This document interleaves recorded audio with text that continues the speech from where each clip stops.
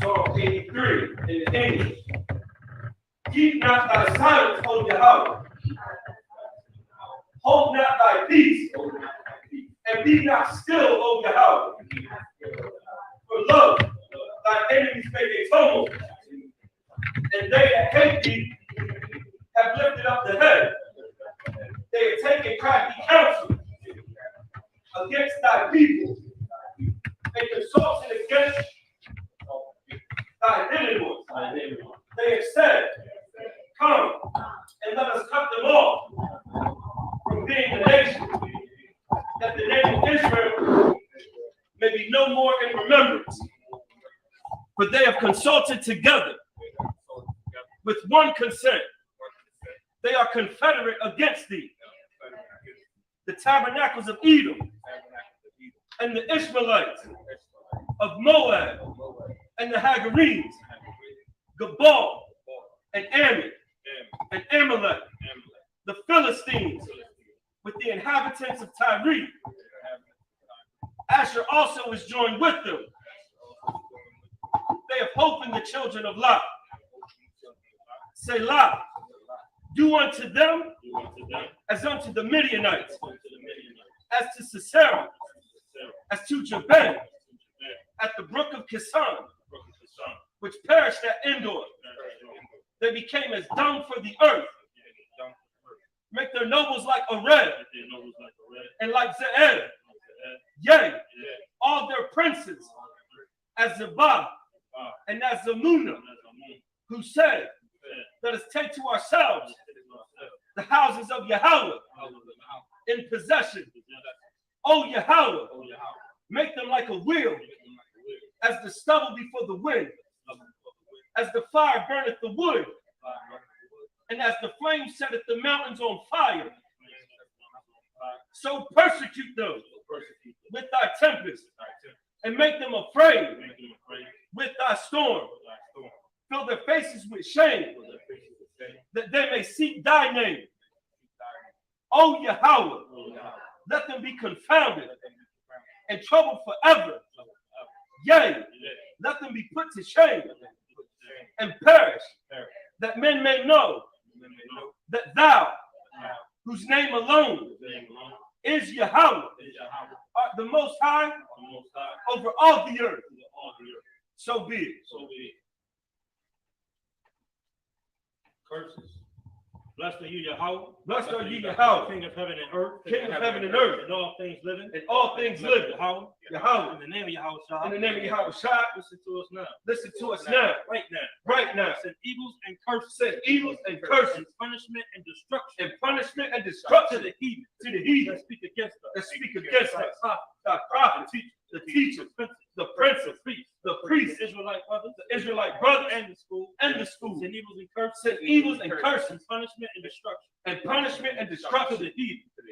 And shake loose. and shake loose The treasure. the treasure Of the rich of Israel. of the rich of They Israel refuse to give to the school. that refuse to give to the school, Force their riches. force their riches To enter into thy sanctuary. to enter into thy sanctuary, Send evils and curses. send evils and curses, Punishment and destruction. and punishment and To destruction the Edomites. to the And the Edomites nation. and the And nation their drug dealers. and their drug The dealers, court system. the court system, Prison system. the prison system, Planned Parenthood. Planned All Parenthood, the governments of our enemies. all the governments of our enemies, Amalek synagogues and armies. Amalek synagogues and armies, Roman Catholic Church. Roman Catholic Church, the Pope, Islam. Islam, Christianity. Christianity, Egyptology. Egyptology, Militia. militia, Ku Klux Klan. Ku Klux Klan, Aryan Nation. Aryan Nation, Skinhead. Skinhead, Posse Posse Comitazi, Gay movement. the gay movement, The lesbian movement. the lesbian movement, Spies. spies, Workers of witchcraft. workers of witchcraft, NASA Space Program. NASA Space Program, Army. Army, Navy. Navy, Air Force. Air Force, Marine. Marines, Wall Street. Wall Street, Open up the internet. open up the And internet the airways. and the airwaves, Cable access channel. the cable access And the channel radio channel. and the radio channel, Convict the spirit. constrict the Of spirit any of thy people. of any of thy That people seek to stop us. that seek to stop us Bring swift destruction. and bring swift destruction All the heat. to all the That heathen stand in the way. that stand in the way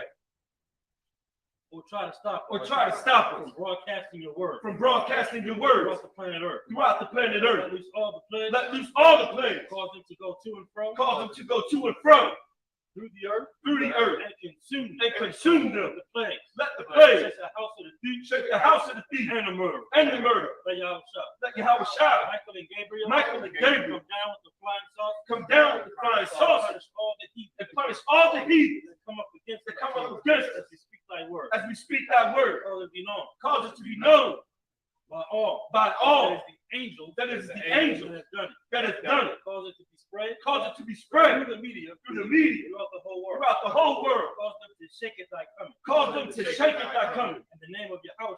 In the name of Yahweh Shai, Thank you. thank you. So be it. So be it. So.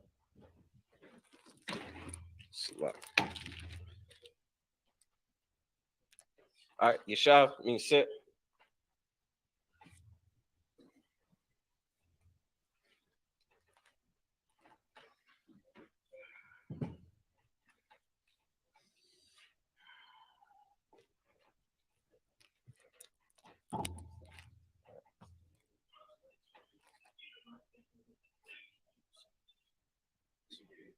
Yeshua?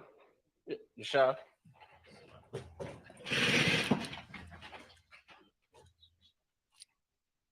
We're going to be reading from the book of Leviticus, chapter 23. Going to be reading from the book of Leviticus, chapter 23. You can follow along in the blue letter Bible. Going to be reading verse 1 through 7.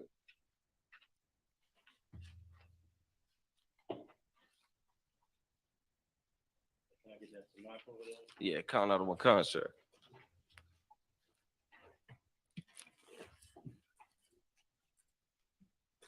This book of Leviticus, chapter 23, verse 1 in the Hebrew.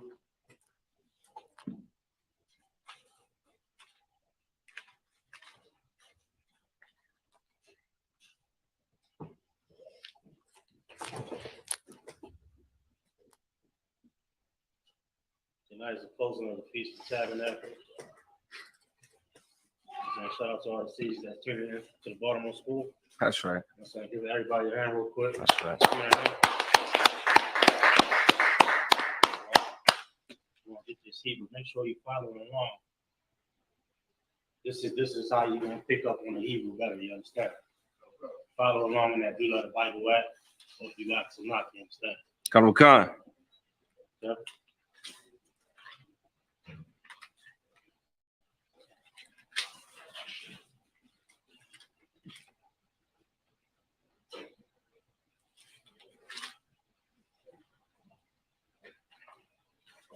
Leviticus chapter 23, verse 1. We get the bar, the Howard, the Shub, Lamar, see the bar, Yah, Yasha'al, Marat, Alham, Idea, Howard, Shah, Awar, Thumb, Yah, Kadash, Allah, Hum, Idea, verse 3.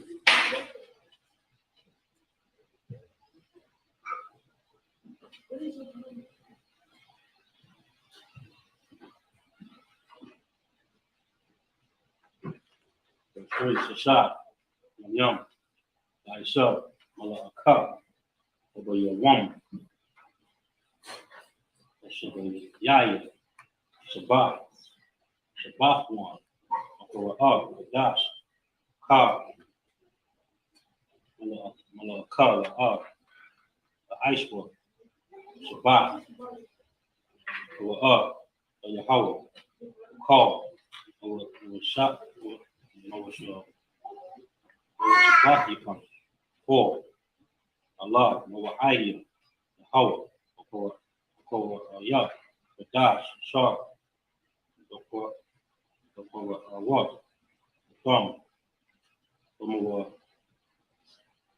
From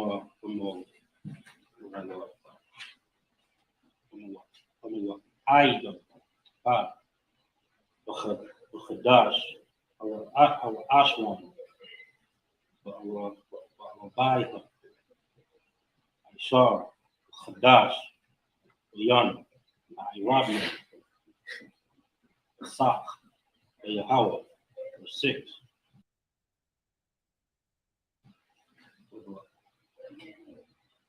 What's that? Come show. Con. Block Misha. Block Misha. Come. The woman, the Khadash, the Zah, Kha, the Zawah, the Yahweh, Shabbat, Yum, the Zawah, the Khaw, 7, for your woman, or Ashwan, or Dash, the Yah, the Kam, the Kha, the Kaf, the Dove, the Aishwan. That's it, 7. You read 7? You read 7? Did I read 7? I thought you read 6. So lucky. I didn't know if you read 7. You read 7. That's it. Read at least 7. Read 1 through 7. All right. And then the English. Did I read 7? I don't think you did, sir. Oh, verse 7. So lucky. For your woman. Verse 7. Our Ashwan. Our Dash. The Yah. Come. Ka. Ka. I Gadal. Aishwa. Clap it up. I'll read it in the English. You need a microphone, just need a projector. Come.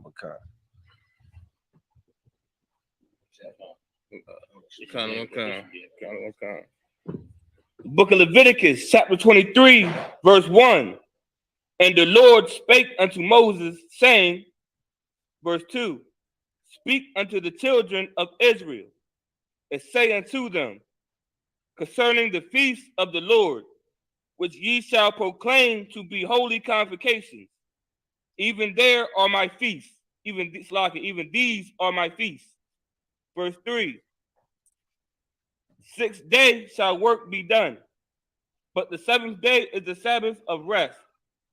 And holy convocation, ye shall do no work therein. It is the Sabbath of the Lord in all your dwellings. Verse 4. These are the feasts of the Lord, even holy convocations, which ye shall proclaim in their seasons. Verse 5. And the 14th day of the first month at even is the Lord's Passover. Verse 6. And on the 15th day of the same month is the feast of unleavened bread unto the Lord.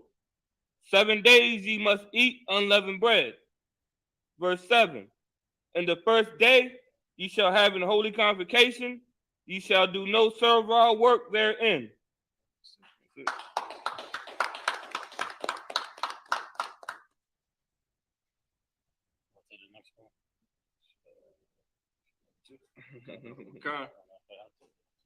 You got it. Leviticus chapter 23, verse 8 in the Hebrew.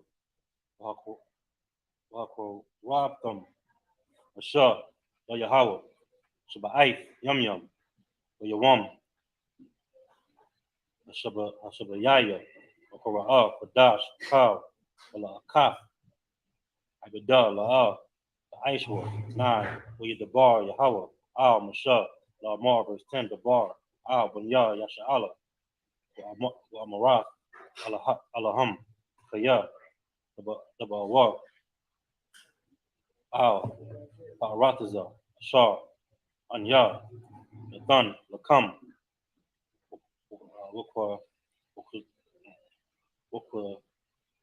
Watazar, Ah,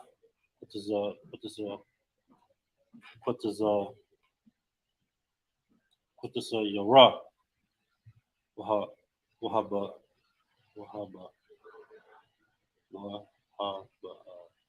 Wahaba, Atham, Ah, Imar, Ra'ashiath,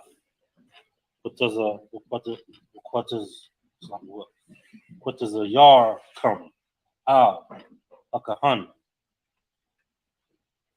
11, Wahanayat, Ah, Imar, Lapanya, Yahweh, Laura,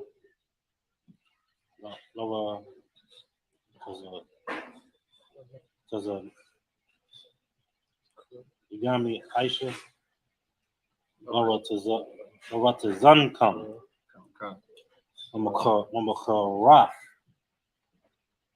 Ashabaf, Yana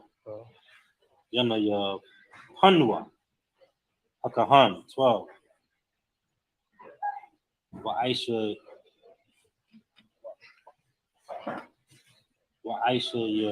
Aisha your thumb, or your wom, Hana Yap come, Ah, Imar, Kabash, Kamayum, Bun,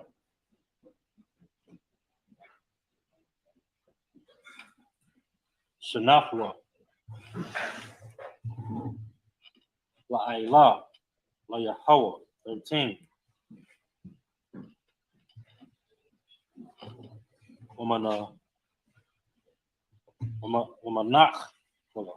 Kafwa, Shanya, Asheronium, Salah, Walla, Shaman, Asher, Yahweh, Rayak, Yachak, when it's a car, when it's a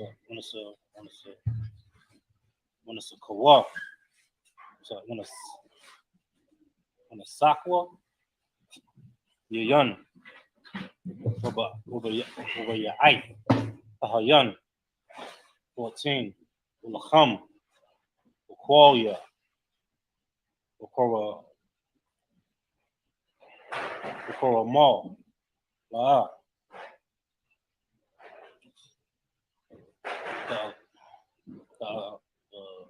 the Akolwa, Aid, Aitazam, Ayawam, Azar, Aid, Abaya Akam, Ah, Korabon, Alahayakam, Kakwath, Iwalam, Adorathiakam, Wakal, Mashabath Yakum. That's it.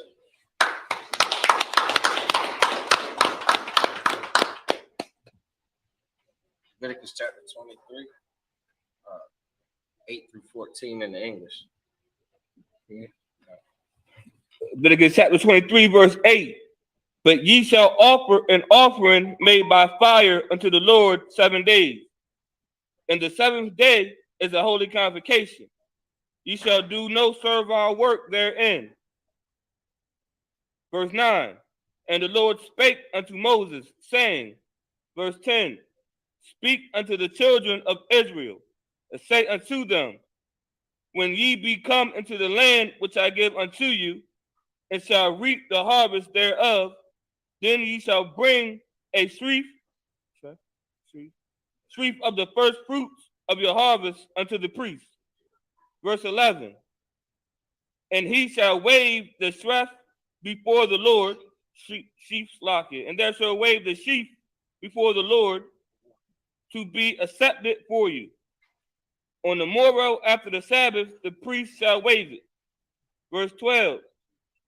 And ye shall offer the day when ye wave the sheaf and he lamb without blemish of the first for a burnt offering unto the Lord.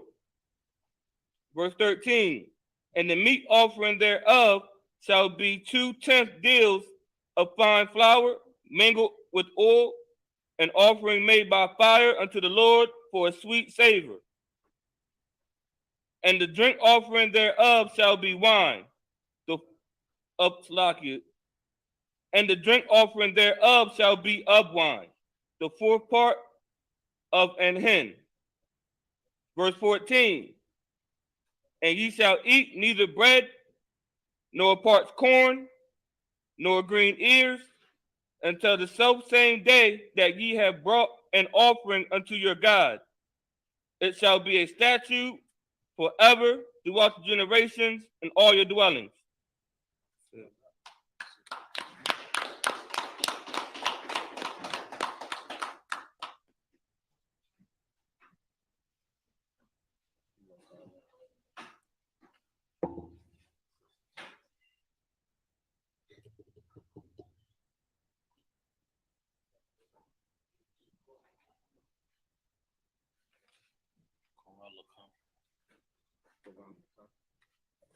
Amaya. Amadi. Korah come. Present thyself.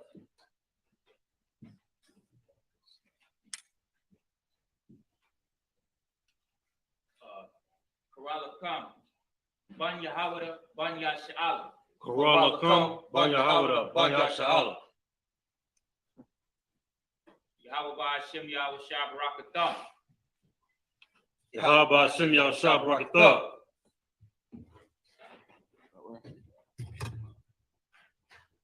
Pipe it up. Pipe it up.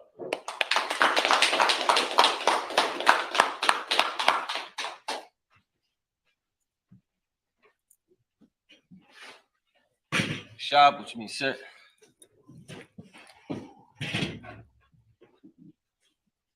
Going to read Leviticus chapter 23, verse 15 through 20, 21 in the Hebrew. Leviticus chapter 23, verse 15. Wasapar Rathum. Wasaparathum. Lakum. Mama Karath. Hashabath. Mayawam. Abaya Akam. Ath. Imar. Salakia. Habaya Akam. Ath. Imar. Hathan Wapa. Shabai. Salaki. Shabbath.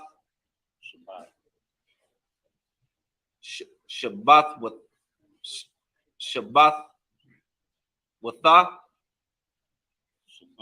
Shabbathwa. Shabbathwa,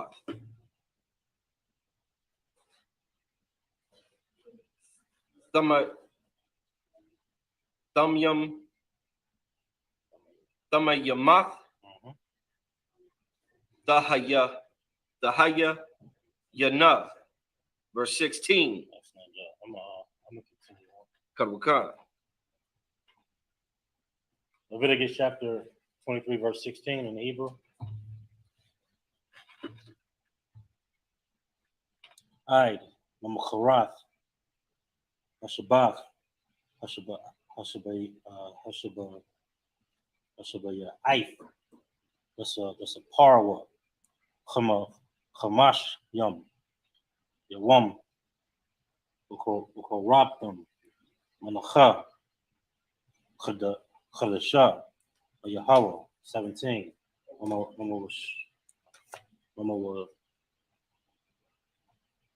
was Bath Yakam. W Awa. Cham. And a Wapa. Shatayam. Shanya. Aisharan Yam. Salaf. Haya Yadna. Chamataza.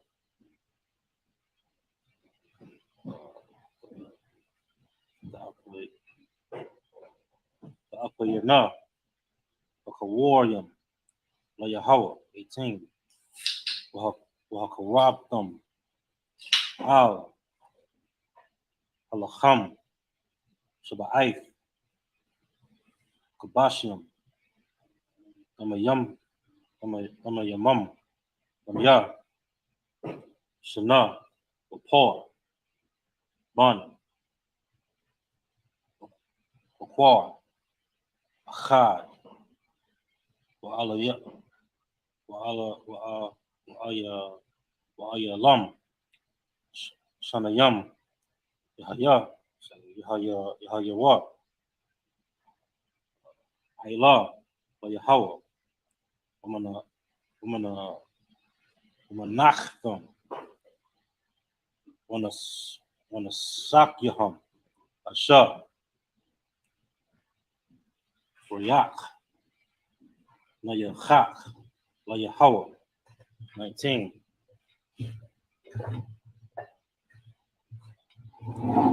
Wa'aishitham. Sha'ayar.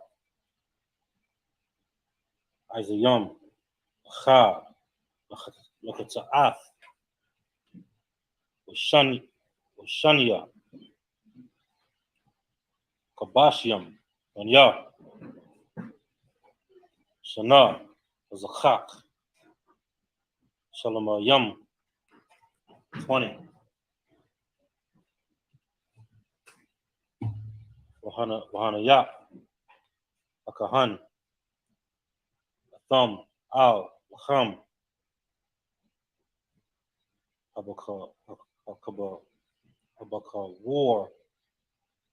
Habaka war yum. And a wapa. The panya. Yahweh. Al. Shanya. Kabashiam. Kodash. Yahayawa. La Yahweh. The Kahan. 21. Wakara Thumb. Aitizam.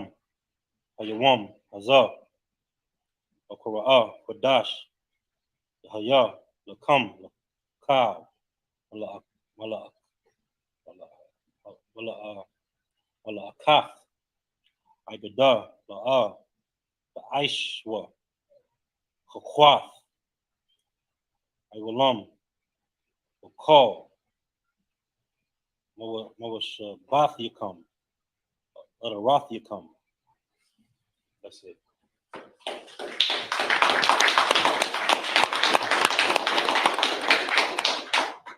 Leviticus chapter 23, verse 15 through 21 in the English.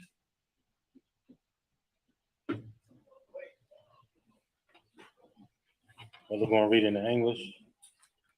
Let's check. Leviticus chapter 23, verse 15. And ye shall count unto you from the morrow after the Sabbath, from the day that ye brought the sheaf. Look, y'all can get something to eat, ring and oil, you understand? Double tongue. Go ahead. Verse 15. And ye shall count unto you from the morrow after the Sabbath, from the day that ye brought the sheaf of the wave offering. 7 Sabbaths shall be complete. Verse 16. Even unto the morrow after the 7th Sabbath shall ye number 50 days. And ye shall offer a new meat offering unto the Most High. Ye shall bring out your habitations 2 wave loaves of 2/10 deals. They shall be of fine flour. They shall be baked with leaven. All off them right here. Y'all go get some to eat. They are the first fruits. Can I get 2 sisters to help serve, please? Real quick? They are the first fruits unto the Most High. Verse 18. And ye shall offer with the bread 7 lambs without blemish of the first year, and 1 young bullock, and 2 rams. They shall be for a burnt offering unto the Most High, with their meat offering, and their drink offerings, even an offering made by fire, of sweet savory unto the Most High. Verse 19. Then ye shall sacrifice 1 kid of the goats for a sin offering, and 2 lambs of the first year for a sacrifice of peace offering. Verse 20. And the priest shall wave them with the bread of the first fruits for a wave offering before the Most High, with the 2 lambs. They shall be holy to the Most High for the priests. Verse 21. And ye shall proclaim on the self same day, that it may be an holy convocation unto you. Ye shall do no servile work therein. It shall be a statute forever in all the dwellings throughout your generations.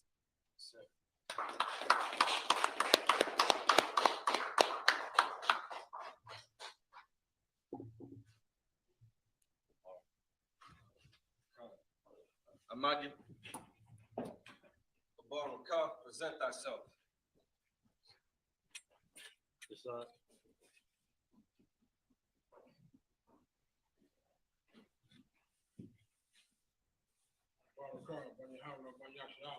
Baruch, Ban Yahweh. On Yasha'ah.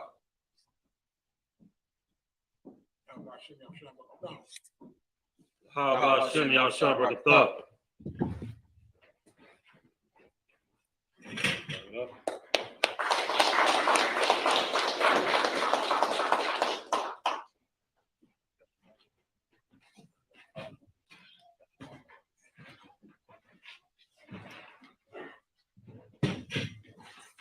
Shah, sit.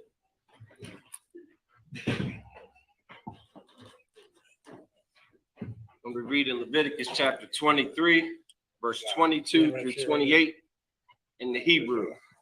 A great shit right there. And that chat is back there. You good up. Got it.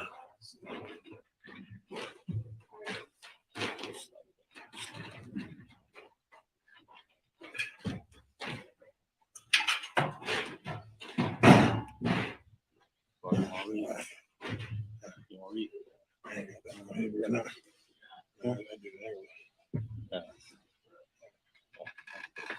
Leviticus chapter 23, verse 22. 22, sir.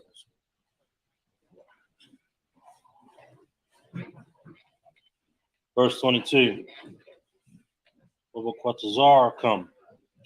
Over Quatazar come. Quatazar. Or what does it come? The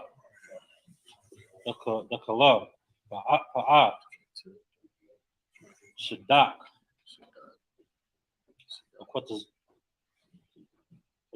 Quatazarka. Is that right? Quatazarka. Come. Will a quat. What is a yarka? La'a, the Quats, the Ainya, the Gar,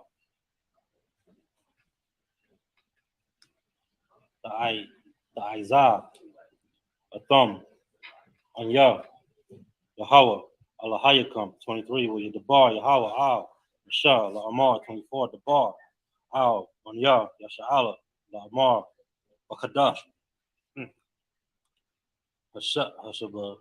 Hashabayaya, Achad, La Khadash, Yahaya, Lakam, Shabbathwan, Zakarwan, there were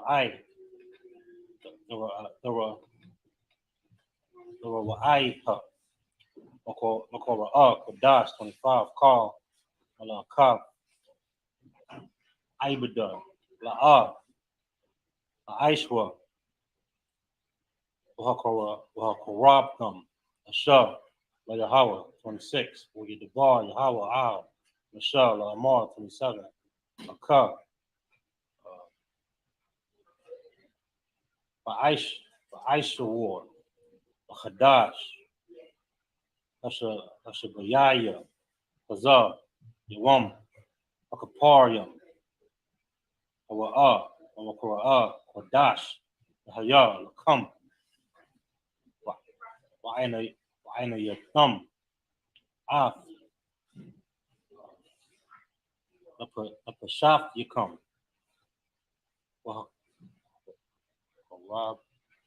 Wakarabtham, Ashar, La Yahweh, 28, Ukal, Malakah, Ba'a, the Aishwa, Ba'itizam, Hayawam, Hazah, Kaya, Yawam,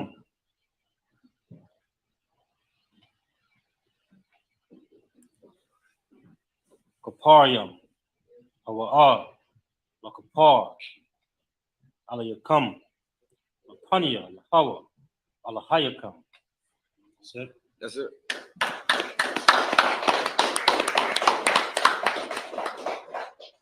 Leviticus chapter 23, verse 22 through 28 in English. Leviticus 23 and 22. And when you reap the harvest of your land, thou shalt not make clean riddance of the corners of thy field when thou reapest. Neither shalt thou gather any gleaning of thy harvest. Thou shalt leave them unto the poor and to the stranger. I am the Lord your God. 23.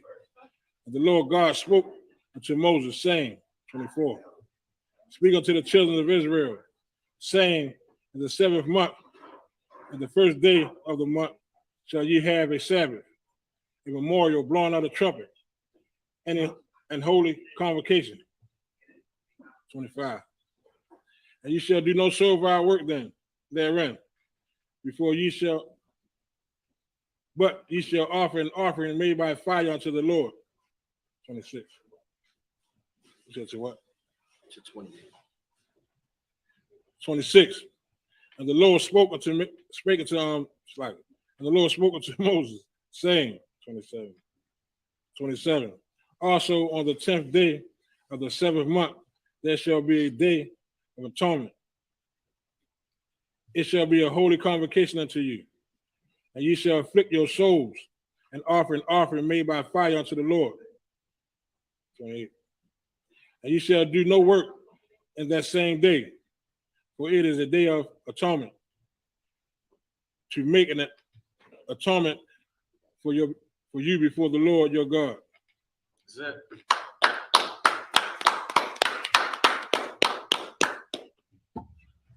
Imagine.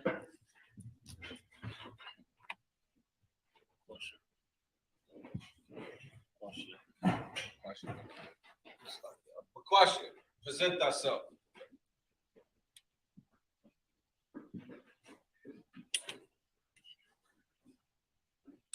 Kwasha, Banya Howda, Banya Shala. Bakasha, Banya Hawada, Banya Sha'ala. Yahweh Shem Yahshua Barakatham. Yahweh Shem Yahshua Barakatah.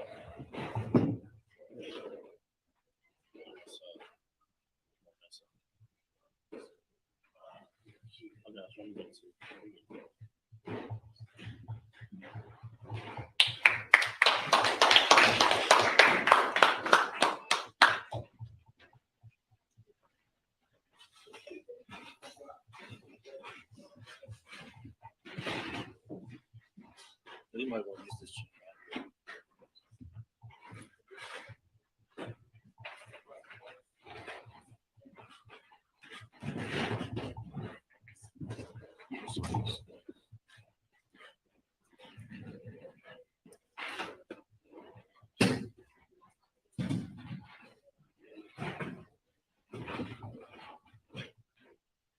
Shah. I'm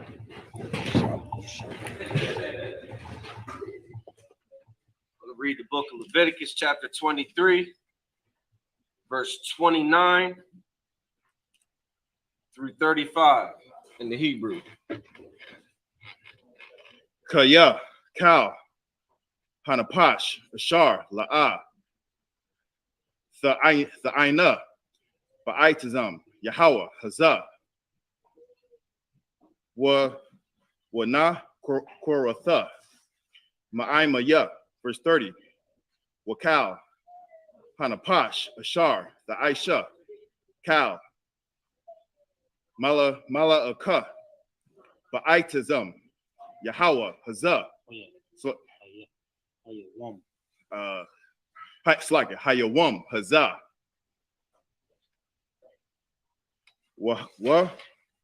Ha, it's like it. Waha, Abadathaya, Adathia.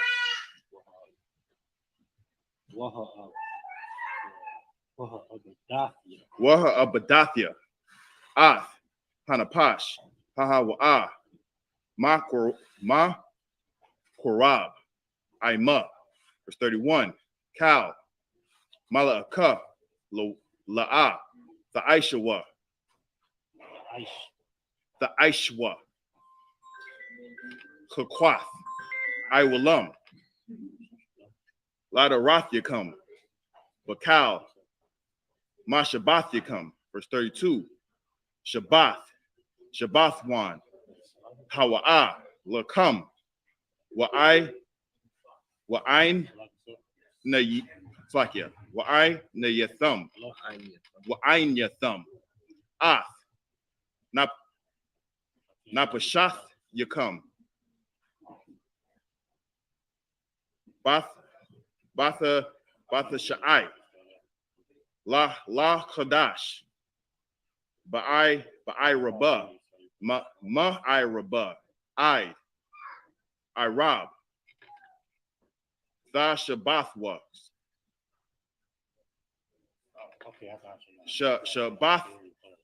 Shabbathakam, verse 33.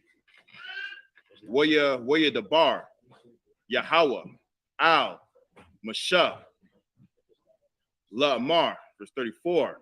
Dabar, Al, Banya, Yasha'ala, La'amar, Bachamasha, Bakamasha, Aishar, Yawam, Lachadash, Hashaba'aya, Hashab Ya'aya, Hazah, Chag, Hasakawath, Shaba'ith, Yum, La Yahweh, verse 35, Bayawam, Ha Ra'ashwan, Ma Kra'ah, Kodash, Kal, Mala Akath, Ibada, La'ah, the Aishawa. That's it.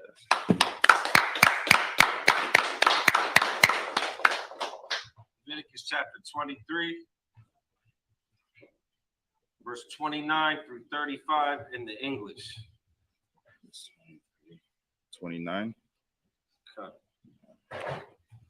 It's Leviticus chapter 23 and verse 29. For whatsoever soul it be that shall not be afflicted in that same day, he shall.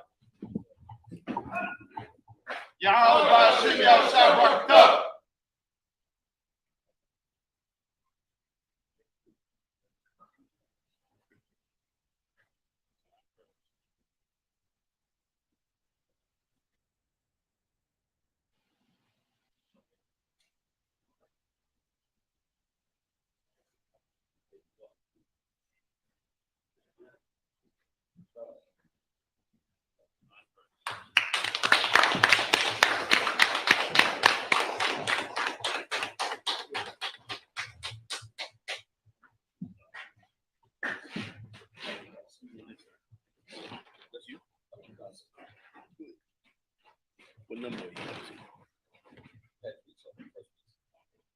I'm saying, did you go through the 7 already? So we're on verse 29. 29 to 35. So how many brothers you got left?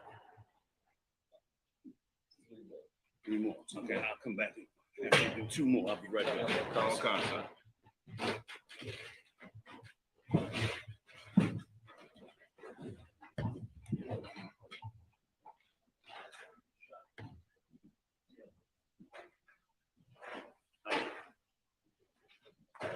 son. Yeshavia.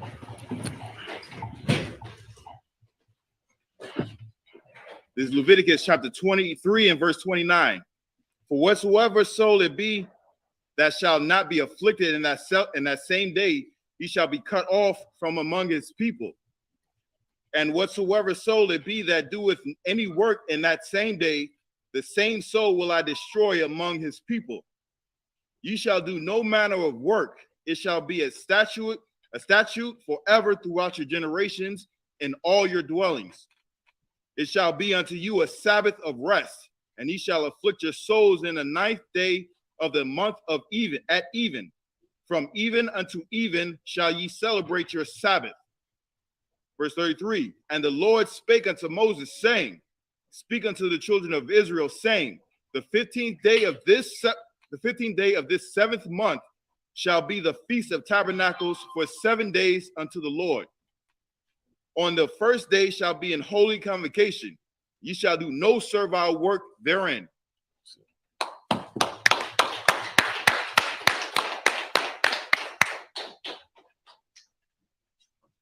Imagine up here.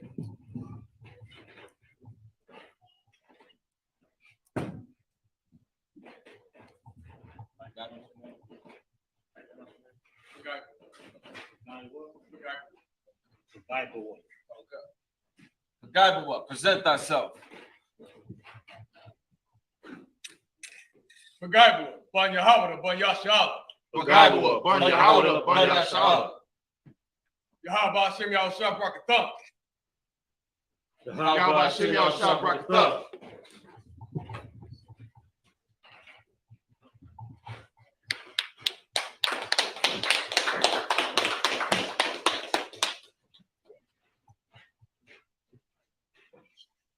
Shabby. Going to be reading the book of Leviticus, chapter 23, verse 36 through 42 in the Hebrew.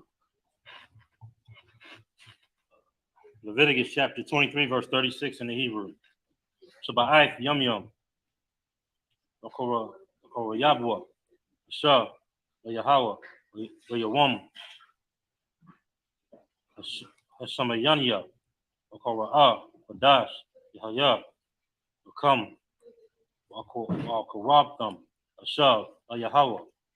Atazorah. Hawa. Ka. Mala Akaf. Ibada. La'a. Aishwa. 37. Allah. Idea. Hawa. Ashar. Makora Awa. Thumb. Makora Aya. Wadash. Hakora Yam. Hakora Yab. Ashar. La Yahweh, I love. Umanacha, Zabak,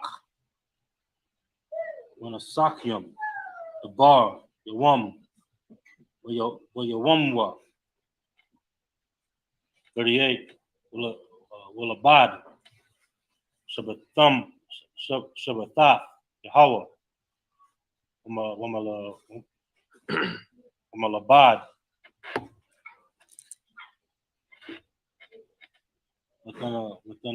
within a waf you come, Umalabad, Kal, the dar you come,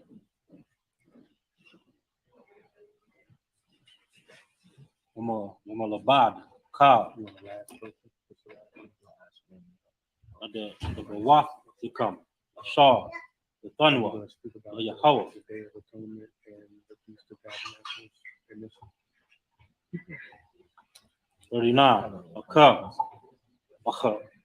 Wachamash, I saw the Wam, Wakadash, Asha,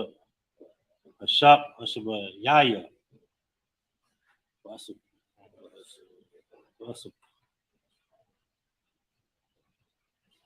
Sap come, the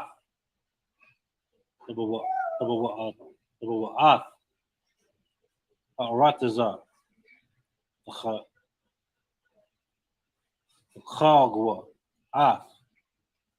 Khag, what was it, Kaga? What was it? Yahweh, Shabbaith, Yum, Yawam, Hara Ashwan, Shabbathwan, Yawam,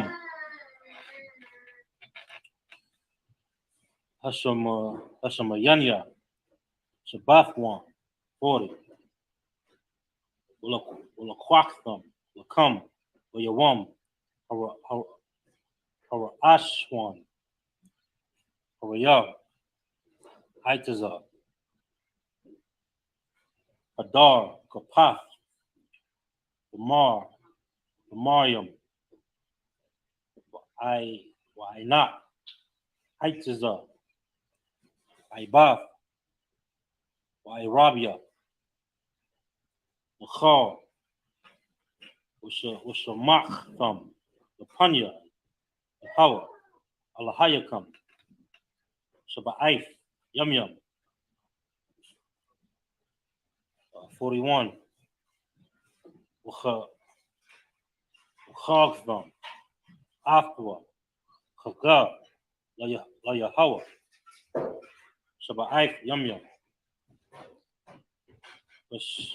Shana,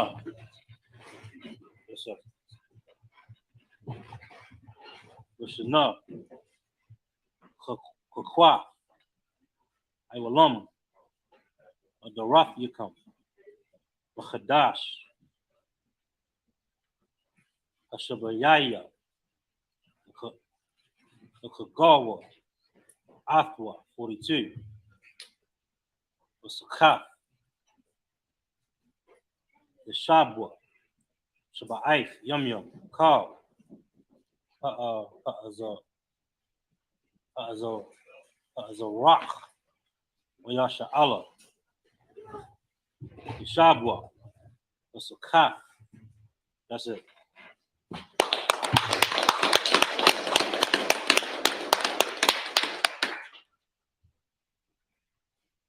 I was going to read in English. Leviticus chapter 23, verse 36 to 42. Leviticus chapter 23, verse 36. 7 days ye shall offer an offering made by fire unto the Lord. On the 8th day shall be an holy convocation unto you, and ye shall offer an offering made by fire unto the Lord. It is a solemn assembly, and ye shall do no servile work therein. Verse 37. These are the feasts of the Lord, which ye shall proclaim to be holy convocations, to offer an offering made by fire unto the Lord, a burnt offering and a meat offering, a sacrifice and drink offerings, everything upon his day. Verse 38. beside the Sabbaths of the Lord, and beside your gifts, and besides all your vows, and beside all your free will offerings, which ye give unto the Lord. Verse 39. Also in the 15th day of the 7th month, when ye have gathered in the fruit of the land, ye shall keep a feast unto the Lord 7 days. On the first day shall be a Sabbath, and on the 8th day shall be a Sabbath. Read that again if you could. Read that verse again. This is a very, very powerful and important verse that he's reading right here. And it pertains to our lives in a very, very strong way, especially now that we in this time in the end. As we in this time in the end, we're going to begin to really understand these scriptures and why we have the high holy days that we have. Read that again, Verse 39. Also in the 15th day of the 7th month, when ye have gathered in the fruit of the land. Now remember now, back then, gathering the fruit of the land was our money, our economy, our whole lives was done by bringing in these cattle and bringing in, all the vegetables and everything that we had. That's how we made it through the winter. It was very, very important. It would be the same as your 401k today, same as your bank account, your investment accounts. It would be the same thing. That's what we were dealing with back then. That's why the high holy day was so important, because it was marking the end of the end of the summer harvest and the beginning of us storing up and preparing ourselves to get through the fight. The Lord always set us up to survive. And we got these records to survive now against a far worse enemy than the weather. The enemy we fighting against now is the other nations that want to eat us alive. And you're going to see that in this scripture. I'm going to pull a scripture on this in a second. Go ahead. Finish the verse. Was that it? Finish that verse for me. Ye shall keep a feast unto the Lord 7 days. On the first day shall be a Sabbath, and on the 8th day shall be a Sabbath. Verse 40. And ye shall take you on the first day the boughs of goodly trees, branches of palm trees, and the boughs of thick trees, and willows of the brook. And ye shall rejoice before the Lord your God 7 days. Verse 41. And ye shall keep it a feast unto the Lord 7 days in the year. It shall be a statute forever in your generations. Ye shall celebrate it in the 7th month. Verse 42. Ye shall dwell in booths 7 days. All that are Israelites born shall dwell in booths. And back then we got out of our houses. We got away from all our modern stuff, all the stuff that made us wealthy and great, and we went back into them woods. And we cut that wood down and we built booths. Booths are like, a small dwelling place. It's really where cattle you built booths for cattle to keep your cattle in. But we built those booths to live in, humbling ourselves before the Most High, bringing ourselves back to who we are. And let me tell you something. Big shout out to General Kobala Mob. General Kobala Mob, damn right, took us out in the woods. Took us out in the woods, man, and it was an amazing experience because we were able to get away from the city, get away from the madness, and just fall back and dwell on the Most High and on Christ, and to dwell on what our people lost and dwell on what was important. Our nation is important, man. Our brothers and sisters are important. And we were able to look at that. And we were able to also have a clear mind on what our problem was and what the heathens were doing to destroy us, man. And brother, we had some great revelations and things that we've already known. We were able to get together and expound on. I pray everybody get to do it together, you know what I'm saying, in some way and shape and form in the future. But if I could, get me Nehemiah, the 8th chapter. I want you to start at the 11th verse. I want to show you something about Nehemiah. Let me tell you something. If you ever wanted to know a blueprint on how you take a nation like ours and how you work to get them free from the heathens who are eating them up alive, read the book of Nehemiah. The book of Nehemiah, boy, shows you how them brothers came together. And it shows you where the real problem is. Black leaders today and black people in them churches today, They full of stop blaming the white man. They full of join, that's not where the problem is. That is where the problem is, according to the Bible and according to the brothers who were in the past. They had to deal with this thing, man. And brothers that stand up and strong in the spirit, they're going to deal with this, even though it's going to be unpopular. Read that. Nehemiah chapter 8. Verse 11. Nice and loud. Nehemiah chapter 8, verse 11. So the Levites stilled all the people. You hear what he said? This is during the Feast of Tabernacles. And it said the Levite stilled all the people. You get out there to that camping ground and you get out to them woods, you're going to calm down from this nervous madness we in this city, man. Black people are full of hypertension, high blood pressure, stress. You ready to kill somebody half the time. And it's all because we in these cages called cities. There's really jail quarters, man. And it's ignorant and stupid to think that this man is ruling over us for 400 years, got nothing to do with it. Nobody gets mad if you say something about the East Indians. The Chinese, they talk, listen, presidents and politicians talking about the Chinese, disrespecting them like crazy. Do you hear black people upset? Hell no.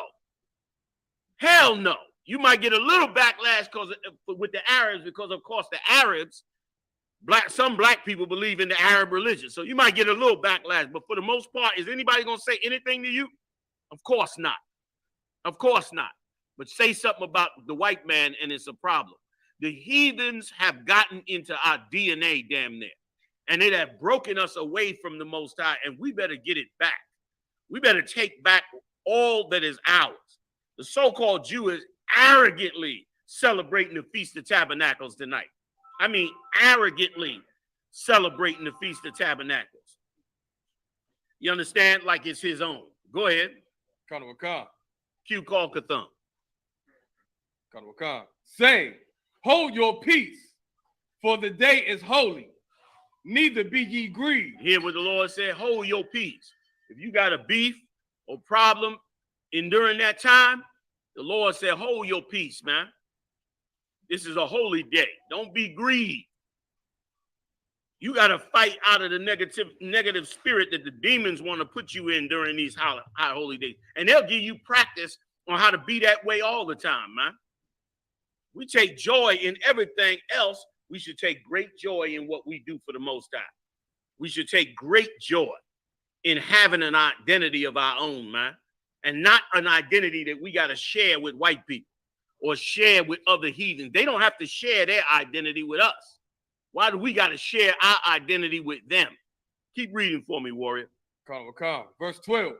And all the people went their way to eat and to drink and to send portions and to make great mirth. And when it said to send portions, it meant that they cut up those animals and they'd send pieces of those animals to other brothers and sisters, family members and cousins. They would send it around, give portions of those things out to other people. Go ahead.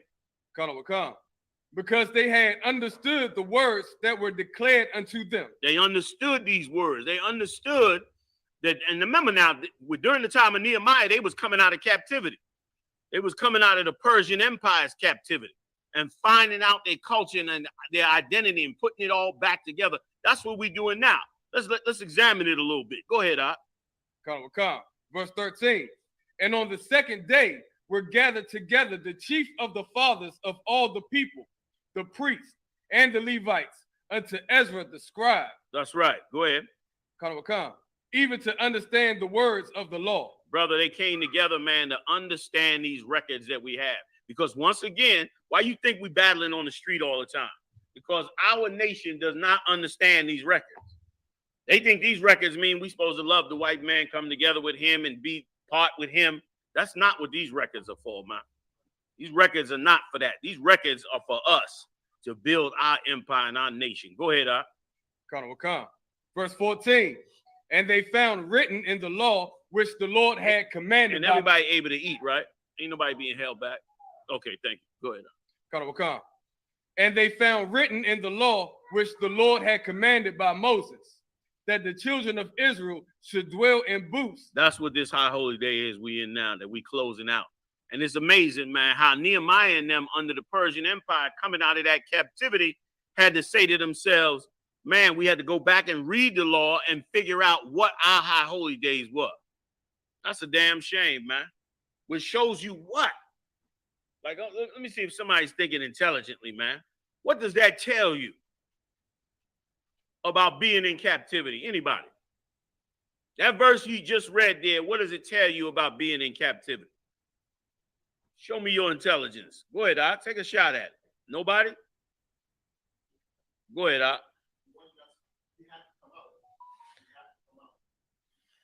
True, but something else. That's a good point, but something else. Go ahead, Doc. Being in captivity, it takes our culture away from us. That is so important, man. To think that you're going to be underneath another nation and they not taking away your identity is dumb. To think that you're going to be under another nation and we ignorant for saying separate from these nations. Get away from them. That we the ignorant ones. Stop blaming the white man. You brothers is blaming the white man on the corner all the time. They think we the ignorant ones. When we reading right here in Nehemiah that they came out of the captivity out and did not know what the hell was going on with their own identity, their own laws, their own rules of life. They didn't know what was going on. So when you go in captivity under another nation, you think you just got your culture and your identity? Please. We killed 20 million babies in the abortion clinic since Roe versus Wade. 20 million blacks and Latino babies in the abortion clinic. You telling me we understand our culture, our identity, who we are? Damn that, man. You ain't fooling me with that. You ain't fooling me with that. We are always battling these other nations. As long as you living under them, you are battling them other nations. It ain't gonna be no day of love and peace because they gonna eat you alive and you gonna come out of captivity like we coming out now, and you never gonna know who the hell you are. You'll never know who you were and what your culture was. He's reading it right now. Go ahead, Doc.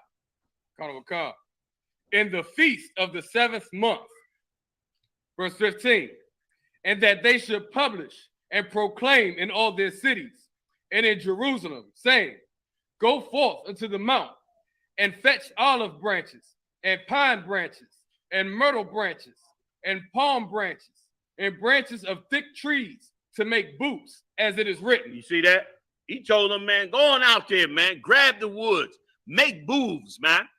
Let me tell you something. We're going to get to a place of real humility so we can get back to the Most High. We're going to eventually realize that all this that they've been glittering in front of us, thinking we're going to have a life and a career and be a part of this nation is ridiculous, man. When the Most High wants us back, we his babies, man. He wants his babies back. Keep going, Doc. Give me a little bit more. Verse 16. So the people went forth and brought them and made themselves booths, everyone upon the roof of his house and in their courts. That back then they used to have, houses made of wood or mud bricks. And so on top of the mud bricks, they would get the wood and build like a little cabin on top. Or in other places. And listen, this is how beautiful it was when we went back to it. Finish reading where they built them at. It said on the roof of the house. Go ahead. And in their courts. And in their courts, meaning buildings that had like a court. Or if you have a house, you got what they call it a front yard or a backyard. We built booths in the front and backyard. You see the so-called Jew do it now. If you go through his neighborhood right now tonight, you'll see the white Jews, the so-called Jews, with little booths, even though they're using tarps. But you see them with them little booths in the front of their yard. That's where they got it from. Stealing our culture. We're supposed to be the ones with that identity. You understand? And let me tell you something. I'm going to show you how mad Nehemiah and them was. You wonder why we act the way, what y'all angry at? What y'all blaming the white man for? Nehemiah and them was angry as hell. You're going to see in what I'm going to bring out tonight, they was mad as hell. And we should be mad as hell. The Lord said, I shall provoke thee with they that are not a God. These people ain't the Lord's chosen people, sitting up there dwelling in booths, our identity, claiming it to be ours. And mad if we say we speak it. Kanye West came out and said he going to DEFCON 3, but he can't really because he's a Jew. And what? What do they do? Cancel the hell out of him. That was probably part of his little plot. He probably buying social media or something, some scheme. But they still acted on it, didn't they? They shut him down immediately, and not just him, right or wrong. Did they not shut down, what's his name? Nick Cannon? Don't tell me if everybody got free speech, you could do what you want to do. That's BS, man. Your spirit is under attack. The demons don't want you to ever get your identity back. Why do you think so much going wrong in black people's lives, Latino people's lives? Can't get nothing done. Can't get things straightened out. Because every demon in hell, man, is working against what you need to be working in. That's why, man, it was beautiful for us to get with General Q and get out there, man. We was going over scriptures, man, talking about our real struggle, man, and what is really happening and what we should be doing to go forward. And it was beautiful, man. It was beautiful. You know what I mean? We ain't had to talk to an Edomite. We ain't had to talk to no heathen. I ain't see an Arab nowhere. Nothing but trees, woods, and squirrels. And a few of them spiders I had to kill because they was running up on me. I went out there and tried to use the men's room. A spider came in there about this big. Now, I ain't a woodsman. So I'm like, oh, snap. What am I going to do? I said to myself, well, sure. I'm going to just have to handle him like I would if I'm in the hood. I said, look, Mr. Spider, if you keep on going by, you don't mess with me, I ain't gonna mess with you. Isn't that how we deal with it in the hood? There was only one problem. That big ass spider turned. I had to go get on him. I said, look, man, I don't want no beef with you, man. I'm trying to tell you, go ahead. Do what you gotta do. But that long-legged beast started coming my way, man. I ain't had no choice, man. I had to put him down. You know? Had to put him down. Hood rules, yeah, man, in the woods. But it was beautiful, man. There's a place for selfishness. Don't be selfish with your brother, but be selfish over your nation. Your nation deserves for you to be selfish over it. Because this so-called Jew, he ain't trying to give it back. He got the records. Go find me a white Jew on any archaeology in Egypt anywhere. You will never find a piece of archaeology with white people as slaves in Egypt. So don't tell me that they were slaves and it's their identity and they know it. But are they giving it back to us? Please. Please. They'll argue you to the death about it. They love to complain like you coming up against them and you coming up against them being a Jew. Go ask the Palestinians if they fair. Go ask them if they fair. Give me some more, brother. Come. And in the courts of the house of God, and in the street of the water gate. In the courts of the house of the Lord. So even where the temple and stuff was, in the courts, they had people was setting up booths out there. Okay? And in the streets of the gate of Ephraim. They would set up the booth right out there in the streets. It was beautiful, man. The whole nation was out and got away from all their worldly mindset. Got away from their wealth. Got away from everything and decided, you know what? I'm going to get up in here, man, humble myself before the Most High. Tell them where you at. Nehemiah chapter 8, verse 16. Going to 17. Go ahead. Verse 17. And all the congregation of them that were come again out of the captivity made booths. You see that? All the congregation that come up out of that captivity, man. The book of Nehemiah is a blueprint on how to come up out of captivity. Let me tell you something. The whole Bible is about us getting out of captivity under these heathens, man. And because of dumb, stupid preachers, we have never learned the things we needed to learn to become a strong and vibrant people, man. We never got what we supposed to get. How you gonna become a strong and vibrant people when it comes to your time to serve God, you singing and dancing? Even the white man who pretend like he's a righteous, innocent man, he talk about his days as a crusader. He talk about his days as a conqueror and what he killed and what he conquered, man. That British Empire, when that old broad dropped dead, man, did you see how much they ruled, how much empires they ruled? Some British Empire ruled every dark nation. Damn near every dark nation on the earth was ruled by the British Empire, right or wrong. And they act like it wasn't no problem. When they had that rock, y'all saw where they had that rock underneath that chair? You know what that rock meant, right? They called it the rock of destiny. And tried to claim that it was a rock that Jacob used. They're set up as a pillar. In other words, we sitting on the throne of Jacob. And hell, you couldn't tell them different with all the empires they was ruling. You couldn't hardly tell them anything. Like they not playing with how they serve God. We in there with a tambourine, singing, dancing, playing instruments. They ruling their empire, and dare you come and try to get part of their empire. That's what the Lord brought us into these booths for, man. To put that back in our spirit, man, and make us whole again. Give me a little bit more. Come. And sat under the booths. For since the days of Jeshua, the son of Nun, unto that day had not the children of Israel done so. You hear that? So for that long period of time, the children of Israel had not done so.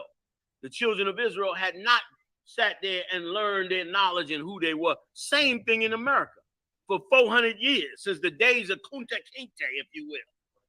We ain't, you know what I'm saying? We have not learned our identity, man. We have not been able to dwell and do the things that the Lord called us to do that please the Most High. But them days coming back, and we ain't sharing them with nobody. And you better understand, every heathen does not want you to be who you really are, man. Like you ignorant if you believe that it got nothing to do with the heathen. And let me tell you something else too. People that think like that, their money is really, their God is really money.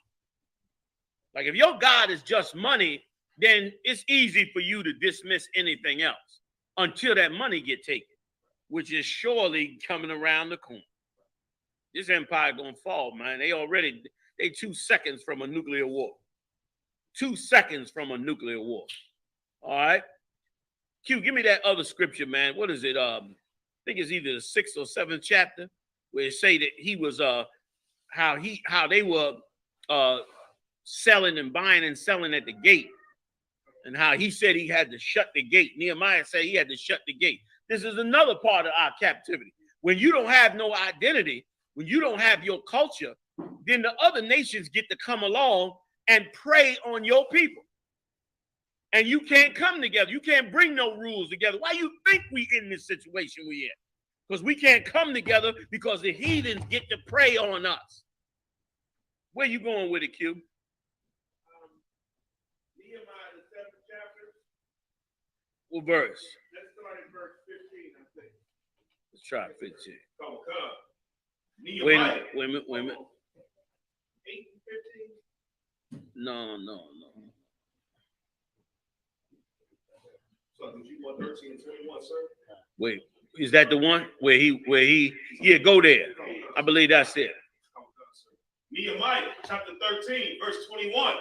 Then I testified against them. No, go above that. Nehemiah chapter 13, verse 15. Yeah, that's the one you showed me earlier. Go ahead. In those days saw I in Judah some treading wine presses on the Sabbath. He saw them now. Everybody, when you're an Israelite and you learn the truth about yourself, you realize that you got to keep the Sabbath service. So everybody was trying to keep the Sabbath service, but this one crew was out there treading wine on the Sabbath service. Now Nehemiah is trying to reestablish our law. Why? Because he know these are the laws that was given to us by the Lord when we came out of captivity. What is he trying to do? He's trying to gain favor with the Most High by us doing the law, statutes, and commandments all over again. That's what he's trying to do. Go ahead. Oh God. And bringing in sheaves and lading asses, as also wine. Right. They were working in commerce. They're making wine, transporting food and vegetables and different things, putting them on the mules. Go ahead. Grapes and figs and all manner of birds. Right. They selling everything. Go ahead. Which they brought into Jerusalem on the Sabbath day. So they brought it into the city to sell it on the Sabbath day. Remember, all this is going on while Nehemiah is trying to get us to carry out the Feast of Tabernacles. And that's what's going on out here right now, right or wrong. Go ahead, Doc. And I testified against them in the day wherein they sold victuals. There dwelt men of Tyre also therein. Read that again. There dwelt men of Tyre also therein. The Arabs are a bunch of damn trinket salesmen. You ever go to an Arab country, brother, as a tourist, put extra buttons on your goddamn pockets. You get off the damn plane, brother, them Arabs gonna try to sell you the air you breathing as you get off the damn plane and everything else. They are some trinket salespeople. And that's what they were doing to us, man.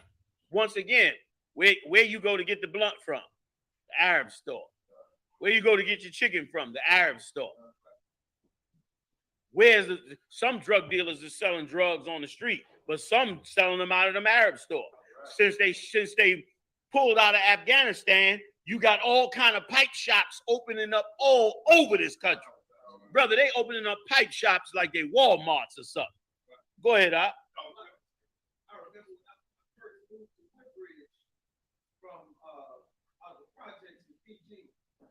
In the gas station, those Arab smoke shops, they selling crack pipes, free-base bowls. I mean, right, all sizes.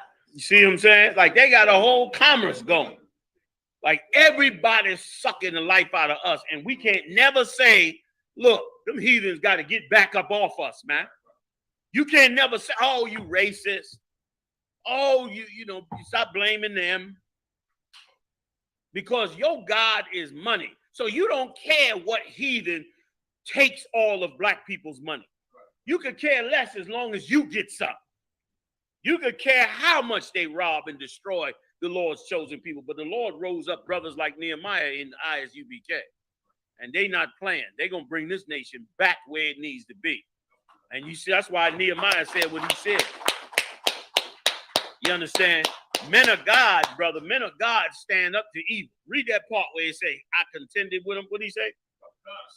Then I contended with the He's nobles. meaning he stepped to them nobles. What the hell y'all doing? Why you like we do to the churches? We step to them churches, man. We step to the mosques. We step to them other religions and those black leaders, the black caucus and all of that. Why do you think we step to them? Because they sitting up there part of the hustle. I guarantee you, brother, listen to me good. They got a wave of Africanism coming into the black community like you ain't never seen before. I mean, me and the brothers tested it. We went to every black radio station. And every black radio station within a minute or two threw an African song on. And they coming back with the next Wakanda movie. There's a wave that they pushing of this Africanism. Now, here's the $1 million question. Do black leaders in Washington know that this is going on? You damn right they know this is going on. They done been told by the slave master, look, we trying to bring Africa in before the Chinese get Africa. Right. So we need Africa to be promoted and pushed among the people.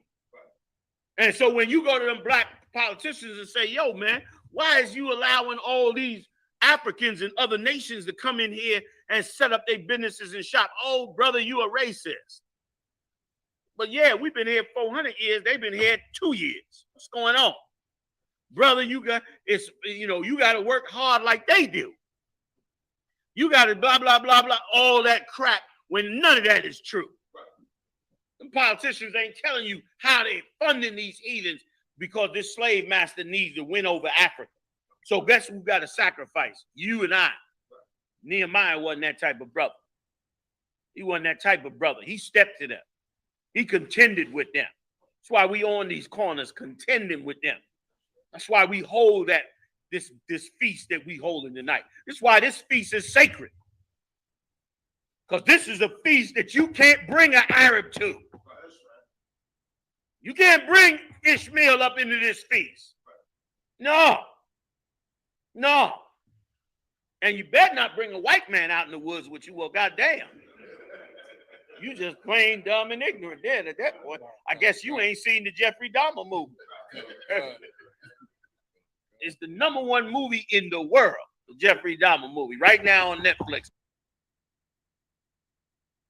It's the #1 movie in the world because nobody can understand the methodical patience of a serial murderer like the white man.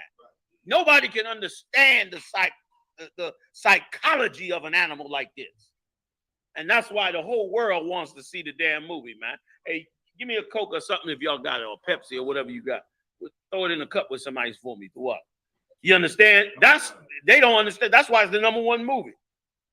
You cannot do these things. And that's what Nehemiah understood. So he was like, bring back them Feast of Booths. Give me a little bit more. Oh, God. Then I contended with the nobles of Judah. Go ahead. And said unto them, what evil thing is this that ye do? See that? What evil thing is this that you do? You understand? I'm a businessman. Right. I'm a businessman, so I don't care where the money comes from. Because I'm a businessman. You an evil man. Right. You an evil man. Nothing wrong with being a businessman. It ain't nothing wrong with making a ton of money. Nothing wrong with it. Make $1 million, make $2 million, make 10 million. Ain't nothing wrong with it. 100 million. But don't compromise your own people. Don't be the one that helps them prey on you. Michael Brown, who stirred up that whole thing in Ferguson, Missouri, was selling dope for the Arabs, man. Hey, you got an outlet over there somewhere I can use? Hey, do me a favor. You got ice? No ice? Okay, no sweat. Water. So yeah, if you got one, I want to just plug this in. This joint about to go. Water. No, in all that media coverage, in all that talk, nowhere in there did they say that Michael Brown was selling drugs for the Arabs. That he was in there trying to get money for things that he was doing for them, which made him nervous when he went outside and ran into that cop. He thought they called the cop on him. And he was going in there to get what he believed was his based on the relationship that they had. And plenty of these heathens sit back while we working for them. Listen, I pass them smoke shops out and it burns in my soul. You know why? Because I see the Arabs sitting in them smoke shops and they in the smoke shop with their wife, their kids, they got an apartment upstairs. Who's outside selling drugs? Who catching the case? Who in the shootout? Where they at? Inside with a piece of paper that says, Mr. Abla Abla Abla, licensed to sell, smoke shop items or whatever the hell his store is named. But what about us? What about our sons? Nehemiah didn't go for that, man. The Feast of Tabernacles is our opportunity to spend time away from these other nations. Go ahead, Op. How you say it, because they don't care if they sell drugs right inside the store while they're behind the glass, just because they know if you buy from them, you'll have to buy the blunts from the store. No, they selling the dope. You thought it was just the blunts? Oh no. Oh no, they could give a damn about them blunts, huh? Right, they the plug. They the plug. They the one that the cats out. First of all, the cats outside wouldn't be able to sell the drugs, and they didn't want them there. You understand? Like they listen. They are draining the soul out of the Lord's chosen people, man. Like Nehemiah said. That's why this is what we reading. This Feast of Tabernacles, Nehemiah was fighting it. Go ahead, Virginia. What's up?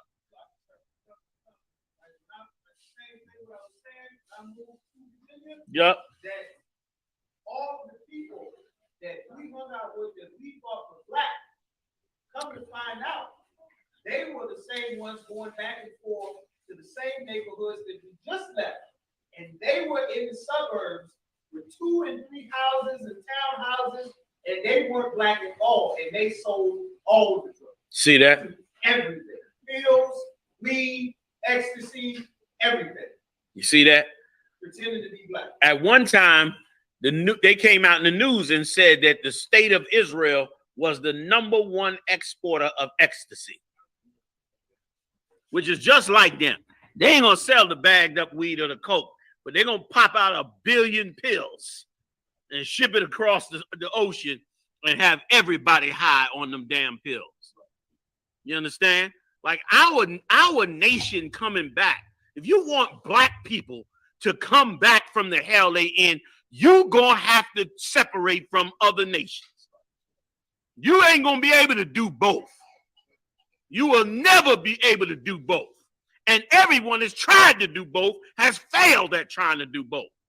And they failed at it because we reading a book. How many pages is in the Bible?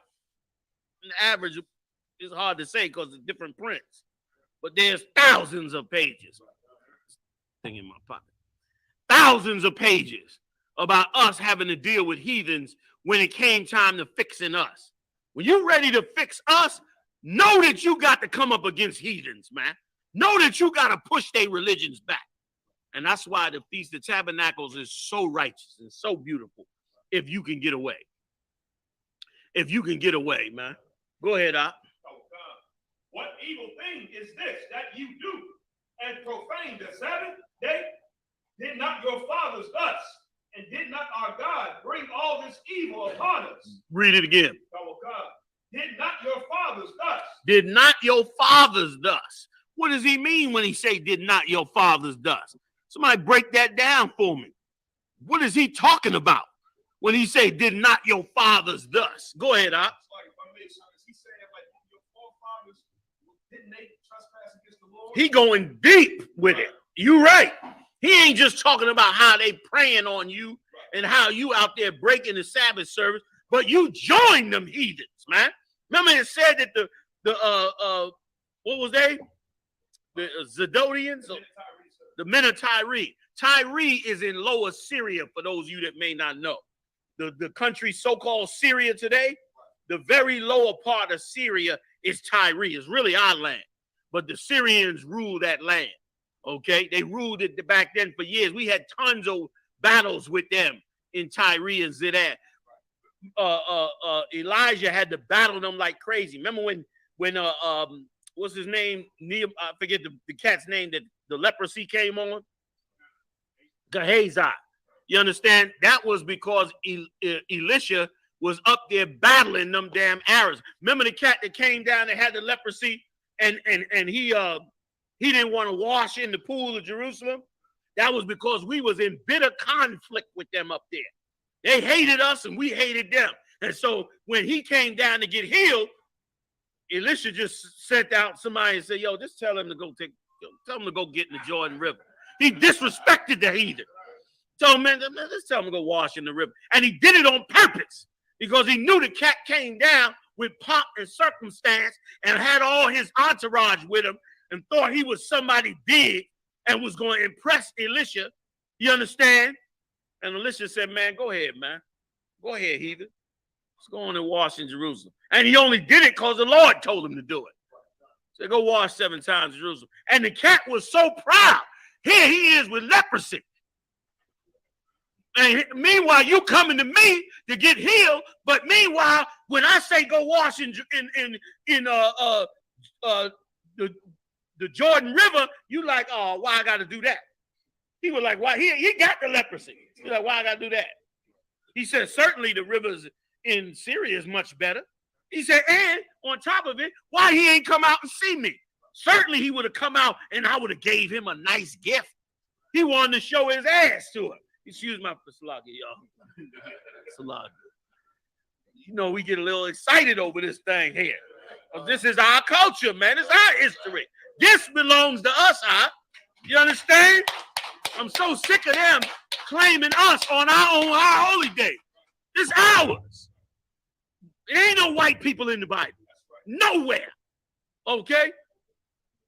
This ours. So he was thinking, oh, you know, he was going to get healed, and then he was going to give Elisha a big gift where, you know, everybody be like, oh, man, you know, the Prince of Syria man came down, boy. Woo, that cat was bad. Like we do when we see Donald Trump or one of these rich heathens in their Rolls Royces, and you see them on TV, and they partying in South Beach or they off in Europe. They showed Martin, even though he a brother, they showed him in Dubai, him and his rib, they in Dubai. You understand? Like this the hot spot. You understand? Meanwhile, when you go in Dubai, they got whole parties of men in there partying and got little boys dancing like sex slaves. And them little boys, there's tons of homosexuality going over there, child molestation and all that. But they'll act like, you know, the heathen, being among the heathen is so great. It's so wonderful. Please, man. Please, damn that. Go ahead, up. Yes, exactly. He thought he was going to roll out everything wonderful and be all, you know, be the big spotlight. He said, man, later for him. And then he left. He was so proud he left. He was heading back. And his servant looked at him like, yo, man. He was like, yo, listen, man. If he had told you to give, you know, a whole bunch of sheep or this and that, you'd have gave it to him. He said, just go wash in the Jordan. Why wouldn't you just do it? And he had to think about it to himself, like, damn, he could have asked me anything he wanted, and I'd have had to give it up because I wanted to be healed. But I was so damn proud that the fact that he just told me go wash in the River Jordan, I was so proud I wouldn't even go. He realized it when his servant came and told him.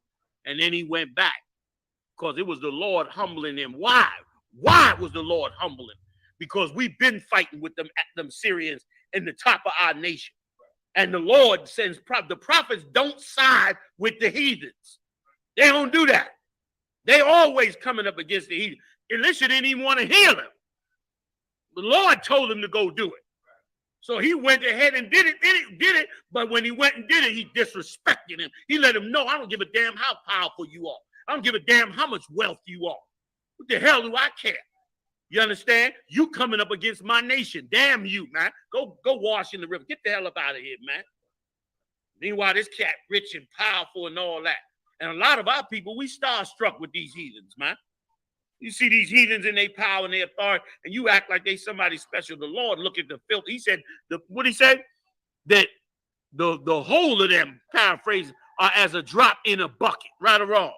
So what the hell and listen, and if you building a nation, damn it, you can't build a nation and you love the oppressor. Explain that to me. How you gonna build a nation and you love the people that's oppressing you? You impressed by them. You think that they special. You think that their money and their wealth makes them better than you, but meanwhile, you gonna fix your nation? Nigga, please. You jockeying for a seat to be the best slave you can be. Not these prophets, though. These prophets ain't get down like that. Nehemiah ain't get down like that. Elisha didn't get down like that. And show you how Gehazi, once again, being old slime ball, saw all that wealth. Ooh, look at that money Gehazi got. All them garments and that gold and all them horses and mules. Look at all that. I can't believe Elisha turning that shit down. What is wrong with him? Go ahead, Katham. Oh, brother, listen. I ever see his face on the screen, I turn it off immediately. He really coming out now with his whole Arab spirit. He letting it out now. And brother, it's like vomit to me. It's like vomit to me that this heathen get to be glorified above us when he's glorified based on our music. Listen, I don't know if y'all ever saw this tape, but this is what did it for me. I'm scrolling through and I saw a tape where he was coming out of a hotel with his bodyguards. Y'all ever seen that tape? Listen, this tape here, man, broke my heart. He's coming out of a hotel, right? Posh ass hotel. He got his bodyguards with him, right? And this Jake look all halfway shriveled up. He run up to him and he starts just rapping. Something. And he auditioning for this heathen while the heathen is slowly walking to his car. He in front of the heathen, backing up, just trying to, and so to move and trying to get this heathen to like this music he's saying. And I'm saying to myself, man, that's a prince of the Most High, man. That's what that scripture means when he said, I see princes walking on the ground, you understand, and servants riding on horses. This cat is rich and powerful because of our music, you understand? And I don't know, maybe he did, maybe he didn't, but I ain't heard the words come out his mouth where he say, listen, y'all, I'm nothing. I'm only something because black people got the greatest music in the world. When am I going to hear that come out his mouth? And why isn't it required by us? That's why I give props to everybody that stood up against Eminem. There's a whole lot of people that didn't like that cat. You understand? And black people brought him in. You understand? Like, because once again, we love a heathen better than us. Let a white boy be able to rap. Oh my God. They be throwing their drawers up on the stage to that piece of garbage. You understand? That's our problem. We don't understand what it takes to fix us. Nehemiah understood what it took. Elijah did. Gehazi went back. There's always an old sellout. There's always somebody ain't strong enough to handle the business. That's what happened when we was coming out of slavery in Egypt. Remember we was coming out in slavery in Egypt when we got out there in the wilderness and we went to war, and that one cat, what did he do? He went and hid them Babylonian garments under his tent along with the gold and the silver. Now, if you read that off the clip, you'll be saying to yourself, wait a minute, man, Joshua a little over the top over here. Why Joshua killed a man, burn his house down, kill his family, kill his cattle, burnt the tent to the ground, dug a hole, and threw it all in the hole and covered it up? You'd be like, well, goddamn, nigga, you just put a little gold on this. Gold gets spent all kind of ways. What you salty about? But he understood. He understood that Saul lost the kingdom over. Right or wrong. Samuel told him, don't touch that stuff. When you kill this bastard, he ain't going to get credit for building the Lord's nation. Destroy all his cattle, everything he got, including him. Saul didn't do it. The Lord got rid of him. You got to have integrity, man. You got to have integrity not to sell out, you understand? When the time comes for you to stand with the Lord, you got to have enough integrity not to sell your soul out, man. You understand? Not to give your soul up. And that's also why Nehemiah also threw out all the mixed kids. All the kids that had heathen mothers, he threw them the hell out the nation. He got rid of all, ripped their hair off. If they would speak in another language other than Hebrew, he went up in there and ripped the broad's hair off. If she was teaching them Hebrew boys, if she was teaching the water, brother, if she was teaching them Hebrew boys another language, oh, he was done. He went up in there, man, and ripped the broad head off, made a ball and bleed. Cut her damn nails up, man, dogged her. He dogged her out, made her look like a crackhead. Oh, you gonna teach black boys how to speak Chinese today? If a black woman was on YouTube right now teaching little black boys how to speak Chinese, she would be praised. She'd probably make a ton of money, probably be a ton of hits. Be like, oh my God, she can speak Chinese. She teaches black boys Chinese. Ain't it wonderful? They could be international. They could be interpreters. They could be this. They could be that. They could be dead by the hand of the Most High power, because he don't give a damn about that. Nehemiah didn't give a damn about it. He went and ripped the broad's hair off. It's in the book. I ain't going to it because we ain't got enough time. Y'all get me started. You know what's going to happen. We'll be here all night. Y'all be charging me tomorrow. That General Yohane will never shut up. Nigga went on all night. You had to get the kids home, man. Y'all be in there calling General Muhammad, man. See, the fight started because General Yohane had him in there.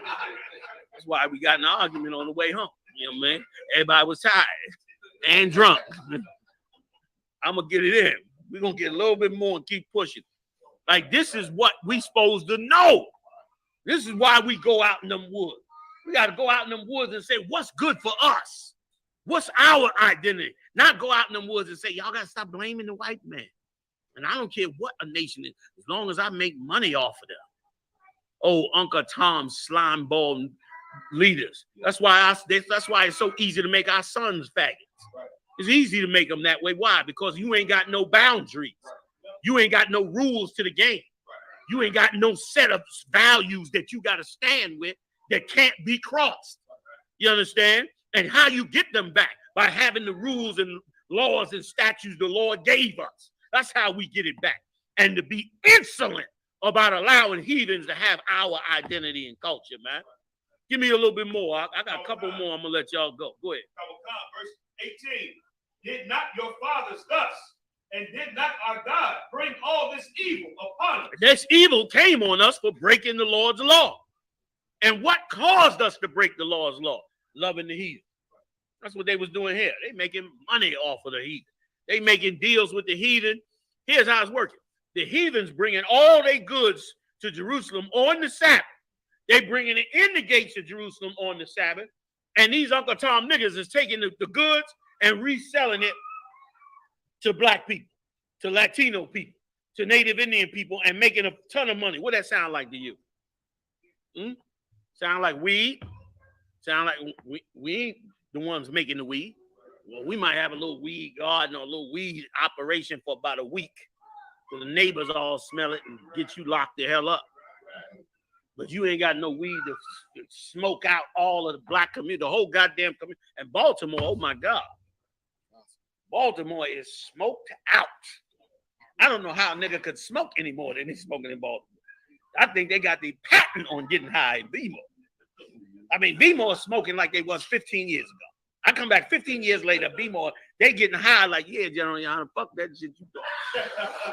We toking just like we was toking 15 years ago. I could not believe it when I got out there. So, Paul, y'all, it ain't nothing changed. Like, you done pull all the warriors out of the city and everybody else smoked out. I pray the Lord bring more brothers up out of there, man. You know, man, and sisters. You know, man. Like, them bones gonna live, though, because we understand demons. And them demons gonna be put down. Come on, give me a little bit more. Yet ye bring more wrath upon Israel. You see what he said? You bring more wrath upon Israel. What we do on these corners is to stop the wrath of the Lord on Israel.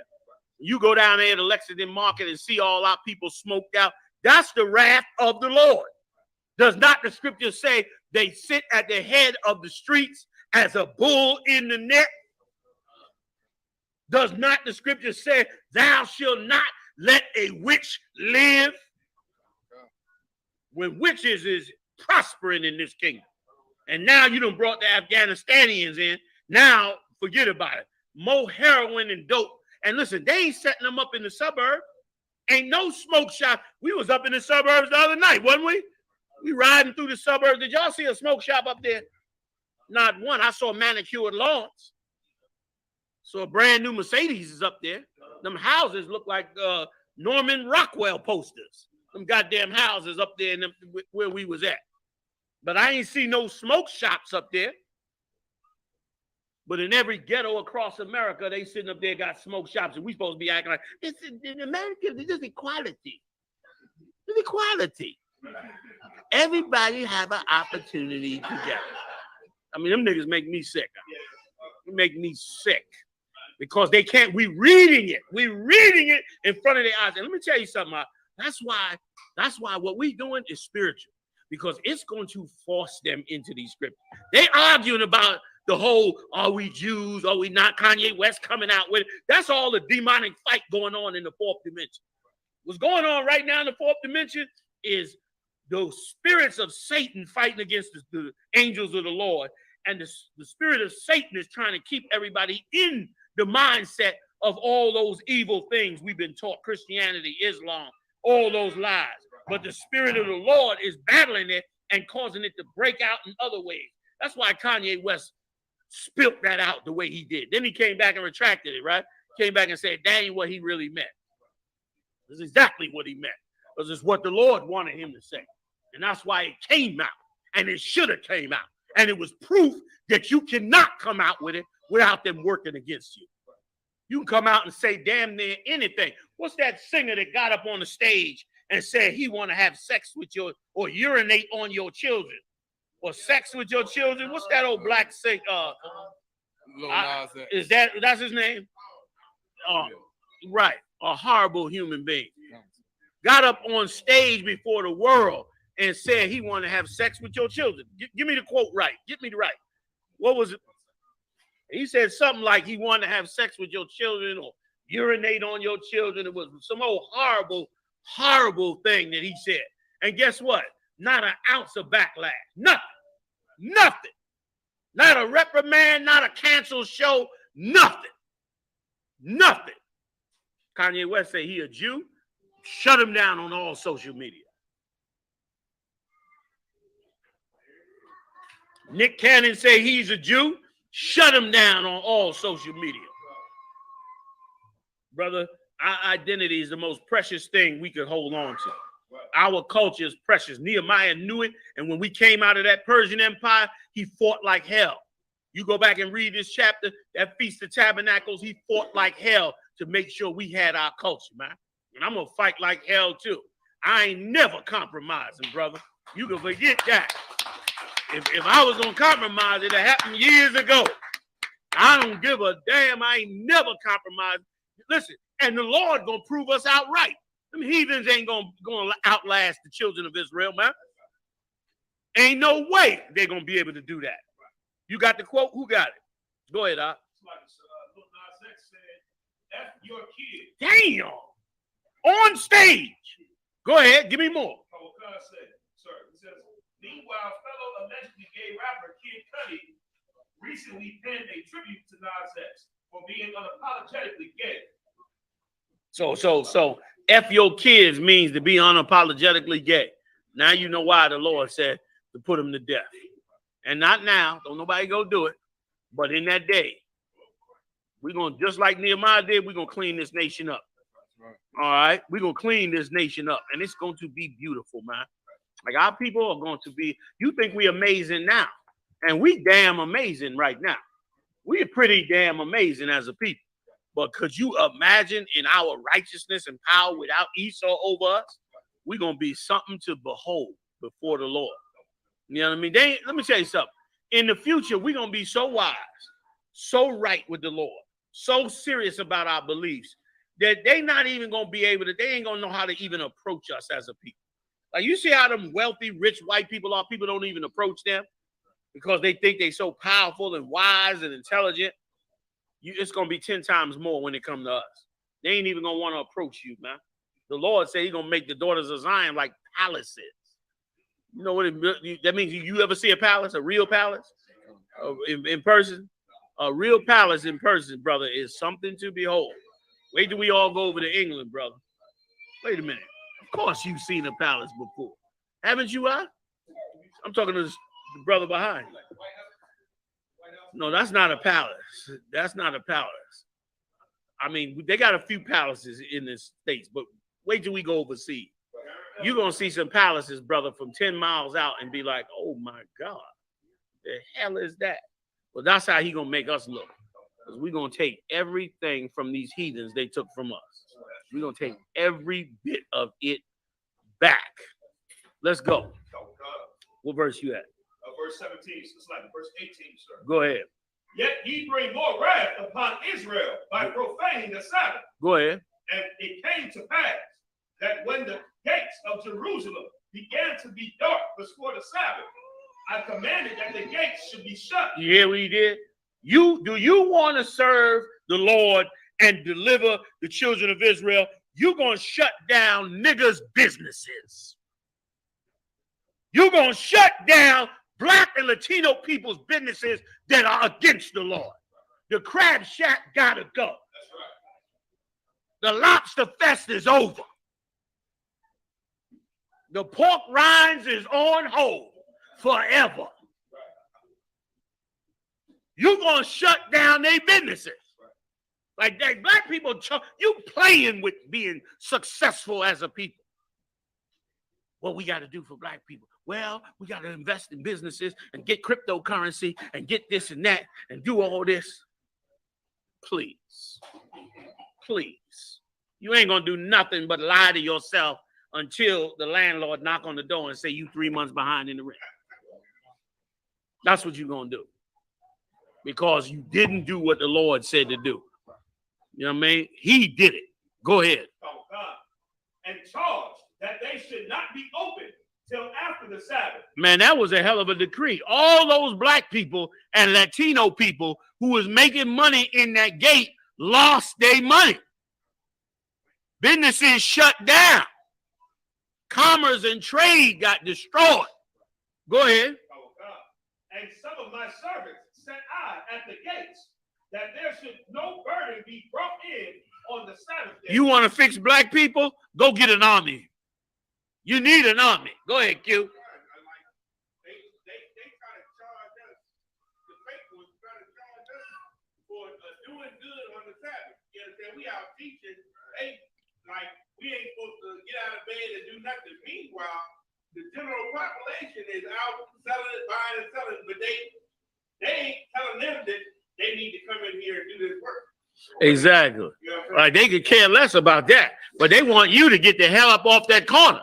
You messing up all the business. Nehemiah had an army.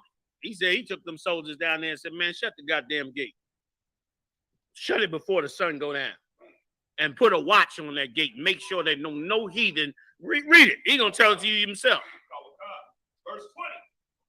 So the merchants and sellers of all kinds were of where lodged without Jerusalem once or twice. They was mad as hell. Because these shut down all of their wealth and commerce coming in there. And that's exactly what's supposed to happen among us. Niggas talking about we need to work together with the other nations so we can have better business and commerce and better, buying and selling. Negro, please. America only buys China's garbage because China buying everything America's selling them. They ain't buying Chinese. Everything come out of Chinese break in 3 days. So ain't nobody buying Chinese goods because they like them. They buying Chinese goods because China buying what they got. But in this case, like it always is with us, the heathens are making money off of us, and we ain't getting nothing off of them heathens. How the hell the Arabs gonna have chicken joints in the ghetto and there's no fun going to black people for they suffering? Your chicken joint open 3 o'clock in the morning. Our sons and daughters on drugs from your drugs. And meanwhile, our sons and daughters falling down in the street and you making money off of. Don't nobody else do that but us because we don't have our identity and we got stupid black leaders. That's the real reality. I'm sorry. Don't never come to my class unless you want it real and raw because my class nobody likes me. I'm telling you right now. Nobody likes me. Nobody likes my class. Don't nobody like me. They want me to be nicer. This is me nicer. Don't let me get mean on it. This is the nice side. Damn that. You know what I mean? Like the truth is, we got to strengthen us and not them. Give me some more, a little bit more. Verse 21. Then I testified against them and said unto them, why lodge ye about the wall? If ye do so again, I will lay hands on you. You hear that?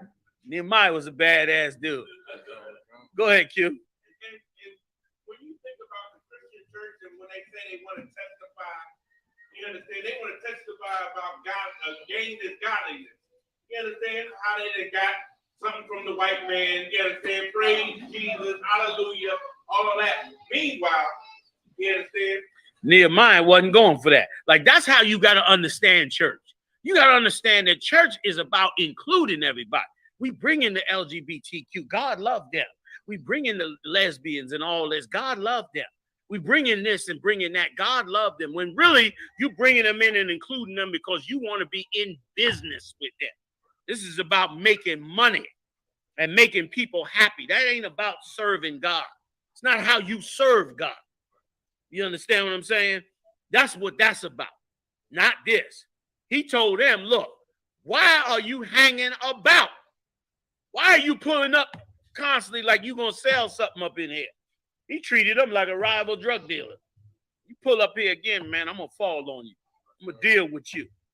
He ran them heathens off from the children of Israel. Don't tell me what it takes to be a real black leader. A real black leader will be doing that. You don't see, when the last time you seen a congressman come out and say, listen, these so-and-so people making a ton of money off of black and Latino people, they got to stop. You ain't never heard it. You ain't never gonna hear it. You understand? What you will hear is about the money they gave him so he don't say it. But a real black leader will tell you straight up and down, man, I don't care what it looks like to you. God got the plan on how we get straightened out. And you get straightened out by rejecting these heathens, man, and taking on your identity. There's going to be a day in this country where millions of blacks and Latinos and Native Indians are going to dwell in booths. And when that day comes, ain't no heathens going to be invited. Ain't going to be like the Martin Luther King March. Negroes going to be like, well, listen, white people want to help. Why don't we just let them help? No, they can't help. Listen, they want to donate and give money and all that. Tell them leave the money at the gate. Put it in the bag, leave it at the gate. They ain't going to be a part in what we do to fix our nation. They can't never be. Because if you allow them to do that, then you destroy the integrity of the Lord's chosen people. Man. You destroy the integrity of them. Okay? Is there more on that? Go ahead. And then Q, get me the scripture where he ripped their head off. I got to give it to you now. I got to give it to you, man. Like Nehemiah laid out a blueprint that was amazing. Come on. From that time forth, came they no more on the Sabbath. They didn't come no more on the Sabbath. They came other days to try to do business, but they didn't come on that Sabbath day no more. He shut that down. Go ahead. And matter of fact, Mashak, get me the scripture in Nehemiah where Nehemiah came up against the black leaders who was running up the mortgages and was shaking down black people. I want to say 6th or 7th chapter around the 1st or 2nd verse. I could be wrong. Somebody find that also. I'm telling you, Nehemiah laid out exactly what you got to do to fix a nation. Go ahead, tell them where you at. Oh, God, sir. Verse 25. And I contended with them and cursed them and smote certain of them and plucked off their hair. There it is. You found it. But go up above it. Oh, wait a minute. Is that the part where he did it to the ones on the wall, or did you jump to another part? So this is verse 25, the same chapter. So you jump down to 25, go up to like 23, where he said they would break it down to why he was doing it. Oh, God, sir. Verse 23. In those days also saw I Jews that had married wives of Ashdod. And let me explain something to you. When you're reading about this, remember they just came out of the Persian captivity. Everything you reading about during this Feast of Tabernacles, when they came out of that land of Persia, is exactly what's going on with us right now. Everything he encountered trying to fix this nation is what we encountering every day. It's what we're talking about every day. It's what the politicians is arguing about every day. Nehemiah knew how to fix it. Read it from there. Go ahead. God, sir. In those days also saw I Jews that had married wives of Ashdod, of Ammon, and of Moab, and their children spake half in the speech of Ashdod. They could not speak in the Jews' language. Now that's always beloved by us. We so glad that our children could speak another language. We so praise the heathen. I don't know if any of y'all saw this episode. There was an episode of the Bernie Mac show. You saw it.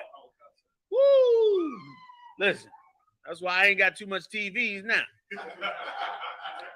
That goddamn Bernie Mac show, brother. Bernie Mac did a show where he brought his family over to an Oriental family's house. And the Oriental child was full of linguisticness and answering questions, and his child didn't, and he was like a sucker. He was damn near ready to turn on the children he had because they wasn't as good as these so-called heathens' children. Brother, that is our problem. And brother, it's similar to what Nehemiah is going through right here. Read that part out again. Like, this is our life. You think it's cool to be interracial. It's hell for brothers and sisters that's part of interracial, you know, who born with a heathen parent. It's hell for them growing up. I grew up with a ton of them, man. They caught hell growing up. All confused, don't know which culture to get into, trying to figure out some kind of way in their mind to say, you know, it's all right for me to love both cultures. They be having all kind of identity problems. And furthermore, the Lord said not to do it. Now that we in this state coming out like we did coming out of Egypt, we got brothers and sisters that got, you know, dual parents. Long as their father is a brother, Black, Latino, or Native Indian, they are Israelite, and it's all good.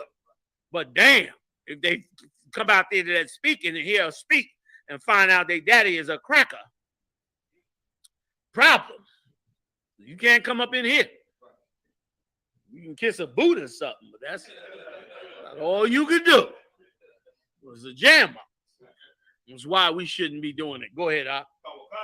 And their children spake half in the speech of Ashdod, and could not speak in the Jews' language. That's us. Go ahead. But according to the language of each people.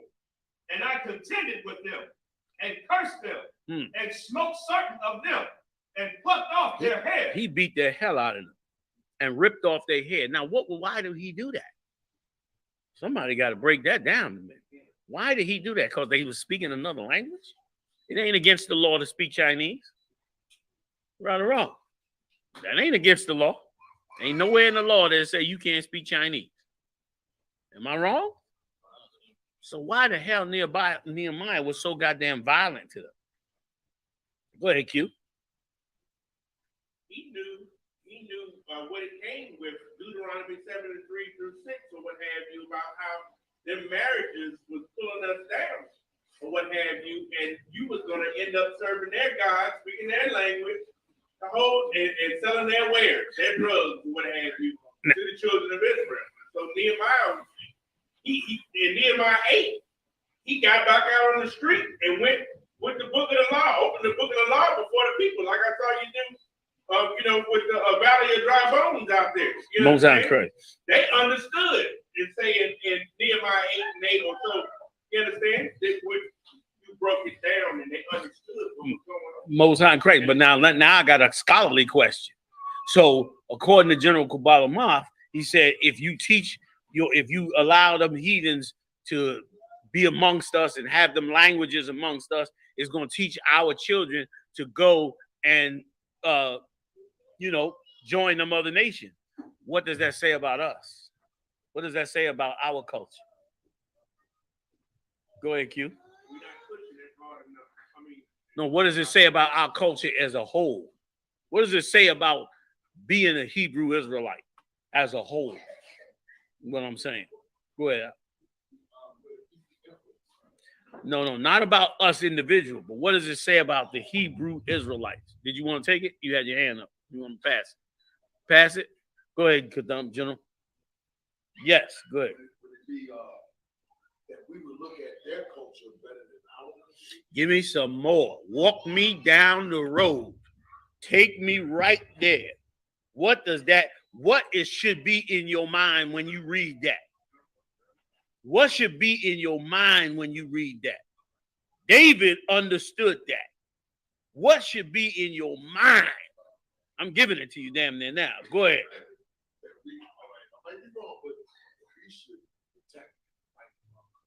Brother, that it is like gold. That when you find out this truth and find out who you are, brother, you supposed to be like a greedy man. What do you want? What? Get away from the bread. What? Your mama used to be in the house. What do you want? You had dinner's at 6, boy. Get back. You supposed to be like that. Like this truth is supposed to be that important. Like, it's not a joke. Without it, you're gonna be a slave. Your children gonna be slaves. Your culture gonna be wiped the hell out. And you're gonna be decimated as a nation. And it is why you should be completely rebellious against their culture. You understand? Like Nehemiah was violent and beating up broads. I mean, he was violent. And that's some violent shit. Rip a bitch hair off. God damn. I heard of a nigga beating a broad. But rip the bitch hair off? You was a monster. You know what I'm saying? You are a monster. He out there. This the Bible we read. You a goddamn monster. So lock it, fam. It's still charging though. If it matters, go ahead. You can put it back up there. Go ahead, Q. No, not yet. I got a little bit more. I'm gonna walk it down. Then what other part did I have? I have one more part I think in there. I'm gonna see. I might bring one last part and then we done. We can get up out of it. Y'all ain't getting me charged. Go ahead. I'll hold it. I'm gonna let you get it. All right. Finish up with this. Like, well, let me just cap it off with this. Our culture is everything. This is who makes us who we are. You understand what I'm saying? We better hold on to it. We better hold on to it. We better gather it. We better make it special. Keeping these feasts and these high holy days, this is what Nehemiah had to do. When we was out in that woods, you understand, that's what we had to think about. How we going to help the brothers? How we going to wake them up? What all the heathens was doing to us. Look at how they doping everybody up down there on Lexington Market.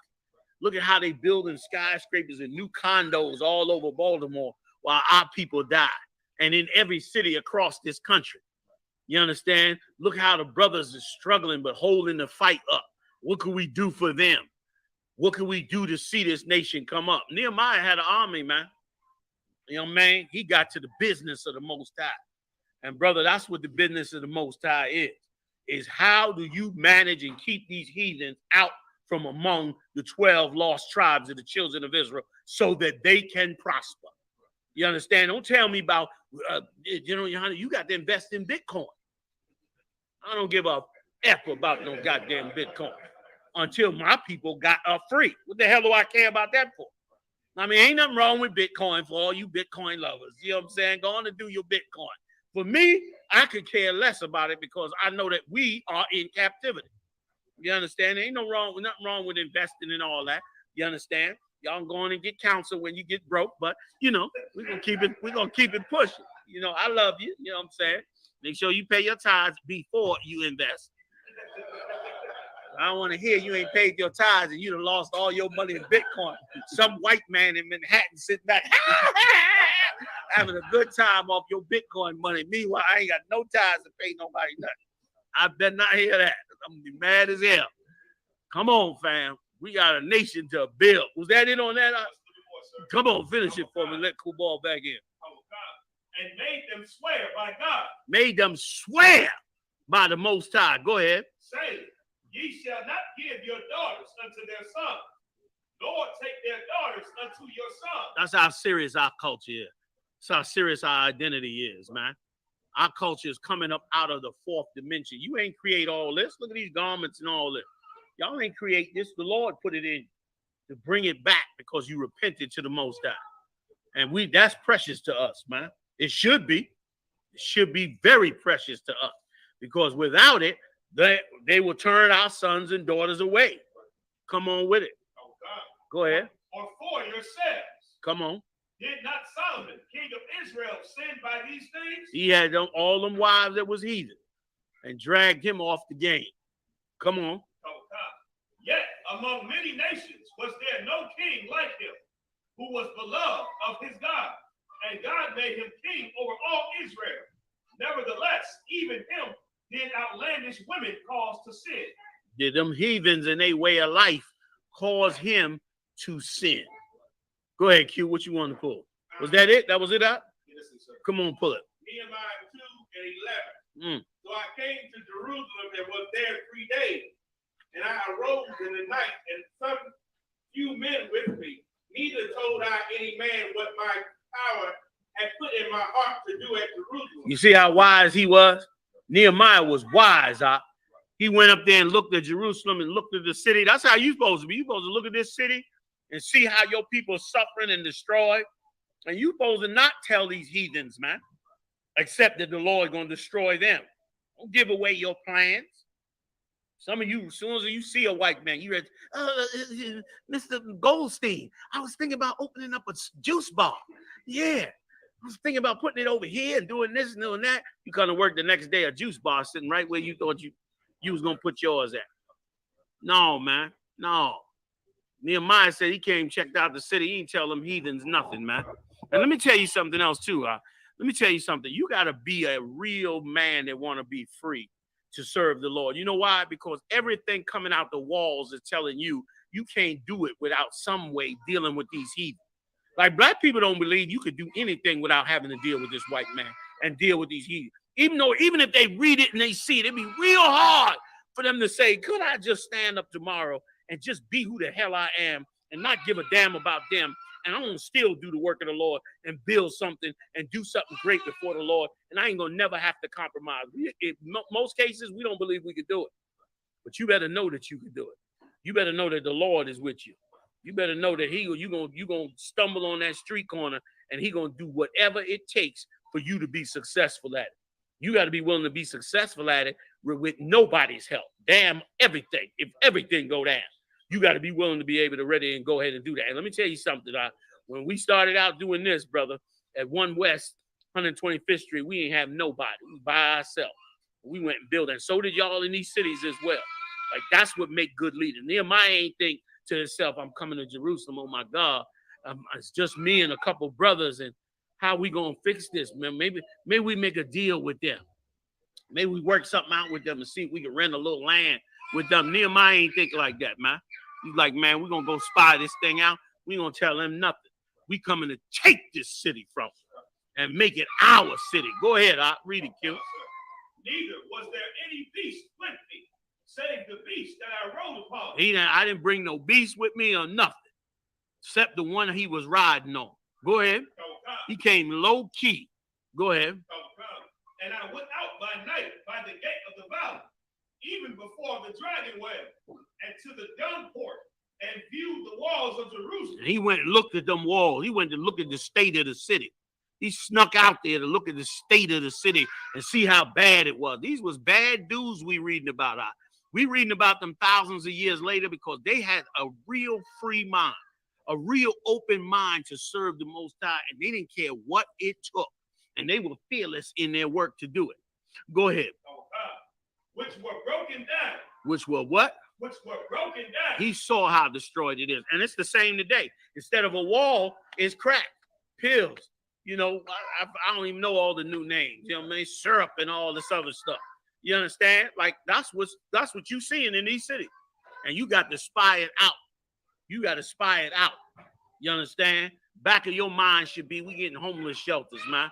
You know, I don't know where it's coming from, but we getting them. You understand? Back of your mind, we're gonna set up our own rehab center. We got to get a grant and we got to work all that out. Some nigga got a building somewhere he trying to hold on to make a church or some other stupid nonsense. We going to see him and find him, and we gonna use his building. You understand? Like, you got to have that mindset to pioneer the work of the Most High. You understand? You got to go at that thing like that. It's precious. You know what I mean? When you was in the street, man, when we was in the street, brother, getting the bags, you didn't care who you had to take out or do what. You didn't care. What did it take to get it done? It was going to get done. Same in this truth. Of course, you ain't going to break no laws. You're going to do it righteously, but you're going to get it done. You understand? Because it's that important to us. That's why Nehemiah was so violent and ripping them broads' hair off, because he knew how important that thing was. Our identity in serving Christ is everything for us. Because otherwise, we might as well just go on and be slaves for the next 400, 800, or whatever it is. Do you know right now, big shout out to our Latino tribe. They just surpassed the Judite and Benjamite tribes. They are the #1 ethnic group in America now. They done outdid the other tribes. You understand? Like, that's how you get down. You know what I'm saying? Like, they getting down. We got to all get down. Every tribe got to get down and push to bring this nation back to where it's supposed to be. You know what I'm saying? Give me some more. Get you out of here real quick. And the gates thereof were consumed with fire. And they were burnt down. Gates was burnt down. And I've been over there to Jerusalem in Israel, and I saw that old city. That was a beautiful city, man. Jerusalem, the city of David, sat up on a hill, man, and the city is cascading down off of the mountain. It's like cascading down. Beautiful city, man. Sitting in the middle of like a tannish stone. Beautiful. The pictures don't do it no real justice. If you real far off and you looking at that city, you could see how that city was like, you know, like the bomb back in the day. You could see that was the happening zone. You know what I'm saying? Back in the day, everything on the outside wasn't like being in that city. And walking through them streets, the streets were real narrow. Walking through them streets, man, and seeing the whole old city. I mean, it's filled with heathens now. You go over there now. Every religion you ever heard of on earth is in Jerusalem right now. Believe it or not. I don't even care if it got nothing to do with the Bible or anything. Every religion got a temple over there in Jerusalem. Crazy religions you never even heard of that has got temples over there in Jerusalem. They all up in that joint. Everybody done bought them, got them a little corner or little stone or a little building. And the reason they all got it is the same reason.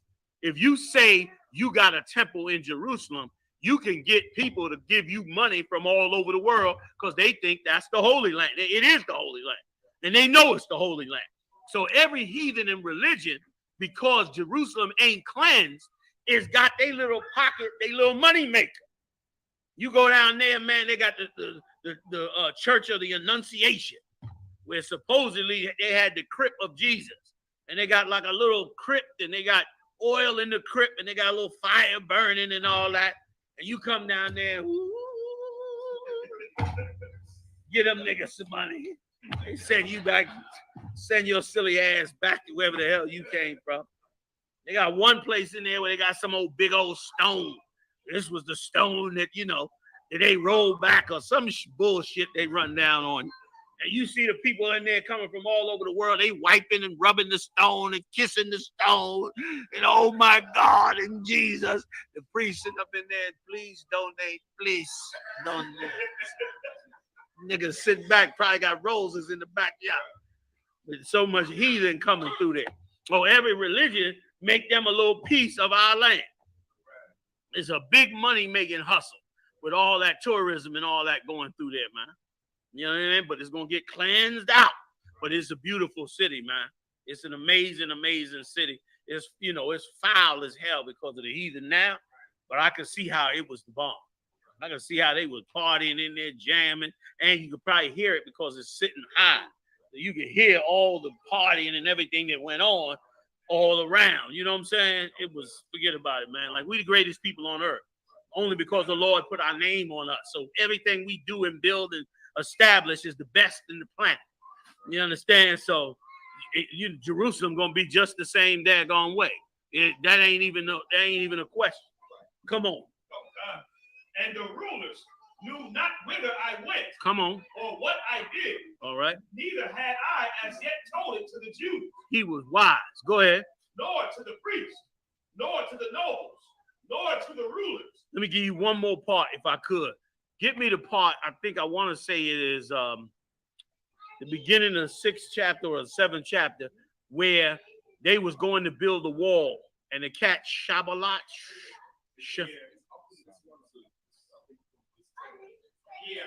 Is that it there? Give me that. This the last one, y'all. No, y'all ready? Throw a shoe at me. We're gonna get up out of here. Because let me tell you something. I got to give you this part. Because this part, once again, all this is spiritual, man. This is spiritual. The Lord is bringing this nation back. He gonna do it anyway. Like the Kanye West is gonna bust it out their mouth anyway. Whether we didn't do nothing to make him, we pay him. We ain't extort him. We ain't strong arm. We ain't do none of that. The Lord did it. He trying to get some social media going. So-called Jew trying to block him. He come out, boom, busted out his mouth. All hell break loose. So-called Jew, they all over Clubhouse. You niggas will never be Jews. Them niggas having conniptions tonight over that bullshit, over that BS, man. That's the Lord doing that. The Lord creating the stir up. You understand? And he creating it because he want you to come up. He want you to wake up and come up out of this. So he creating the stir over and over and over again. But there's something to remember in that. One of the other main things that went on when Nehemiah went to fix this nation was something we all are familiar with. Uncle Tom niggas. Oh, y'all ain't know Uncle Tom niggas was in the Bible. Yes, Uncle Tom niggas is in the Bible. Let's read about it. Last point. Come on with it. Verse 10. And remember now, all this going on while he's sitting up there trying to get everybody, him and Ezra and Baruch and them, trying to get everybody to hold the Feast of Tabernacles. All this nonsense is going on. And I ain't even read the part where it said that, did I get the part where the black leaders was extorting them? And they said, we mortgaged our houses and all that. Mashak, look up mortgaged our houses in the book of Nehemiah. Read that for me. Give me 2 more, y'all, and I'm going to get up out of here. Go ahead. When Sanballat the Horonite and Tobiah the servant, the Ammonite, heard of it. A Jap. This is a Jap and an Arab. Go ahead. It grieved them exceedingly. It grieved them exceedingly when they heard what? Go above it. Then I came to the governors beyond the river and gave them the king's letters. Now the king had sent captains of the army and horsemen with him. Bear with me. Go ahead. So he came now. This time he came back. And now he got an army with him. And he got the right paperwork. That's you when you go open the beauty salon next to them heathens. You go open the beauty salon, all they thinking about in the nail shop is, she's gonna open a nail shop. We're gonna lose money. That's what they think. Minute you go open in a restaurant or something, what you think they thinking?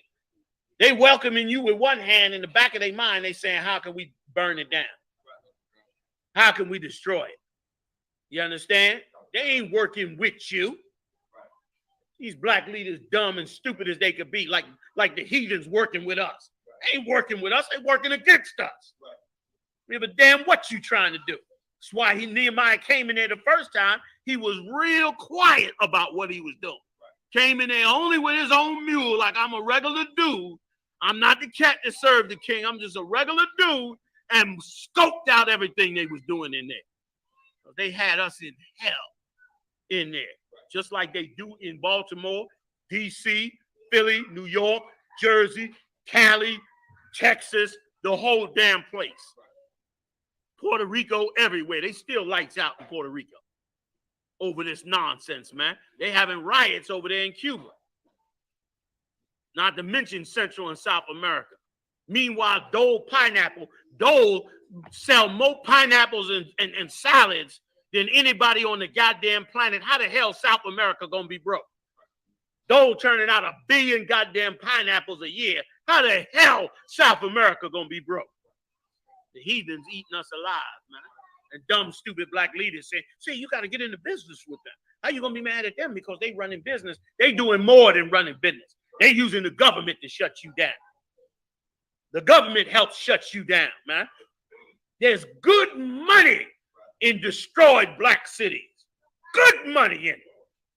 You make a fortune if you got the inside track on these cities. Why you think they're able to build condos while crack being sold on the street and gun violence going on, man? You telling me, General Yohana, I don't know what your problem is. You a dinosaur. You a dinosaur. You still holding on to 1960s. That's like some 1960s stuff. You still hating the white man like it's 1960s. I'm gonna be hating the white man like it's 1960s. I don't give a damn how many years it is. You know, you still hating the white man. You understand? Go ahead, Q. Salami.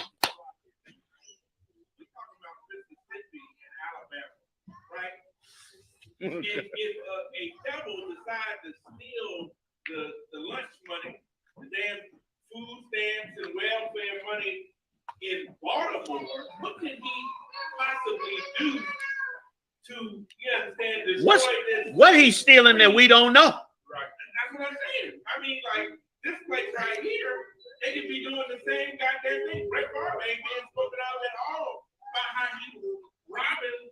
It's like it ain't even an issue. You right. It's like it's not even an issue. Brother, listen. But then you say something about the white man. It's like, see, that's that old shit. See, we don't want to hear that. You know what I mean? Brother, you better, like the scripture said, seek the old paths. You understand? Seek the old paths like you supposed to. Go ahead. Let me finish it up. 2 more points. Nehemiah chapter 5, verse 3. Some also there were that said, we have mortgaged our lands. See that? And houses that we might buy corn. Listen to me. Oh my God, this scripture is so important. Read that scripture again. Please read that scripture, man. Let me tell you something, man. Put some money together, man. It's like cheap. It's like $50, man. Y'all come on out there with us to the woods. We're gonna read these scriptures around some fires, man, and really break it down, man. You know what I'm saying? It's gonna be the bomb. And this Feast of Tabernacles is the blessing from the Most High. It's like having a vacation time. You know what I'm saying? Throughout the, you know what I mean? Like, go ahead, read that again. Y'all listen to this scripture.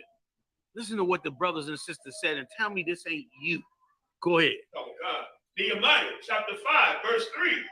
Some also there were there that said, we have mortgaged our land. This is our people sitting there said, we mortgaged our land. Don't we all got mortgages? The ones that own some property? Go ahead. Vineyards. And houses. Go ahead. That we might buy corn. For what reason? Because of the dirt. We might buy corn because of the dirt. The dirt is like the famine, like the poverty. And what is that dirt coming from? The heathens. The very heathens he came to that army with them papers. Because that, bear with me a second, that like those heathens is why we paying these high rents. It's why we got mortgages. It's why we can't, bad health. You understand? Like they said, man, we had to do all of that to eat, to get corn. So now what happens after you eat the corn? Break it down. Go ahead. No. Let's say it's the best corn in the world. You eat the corn, what happens? Let me see if you're thinking. Go ahead, Doc. You eating, as you eating your corn, they're taking your house.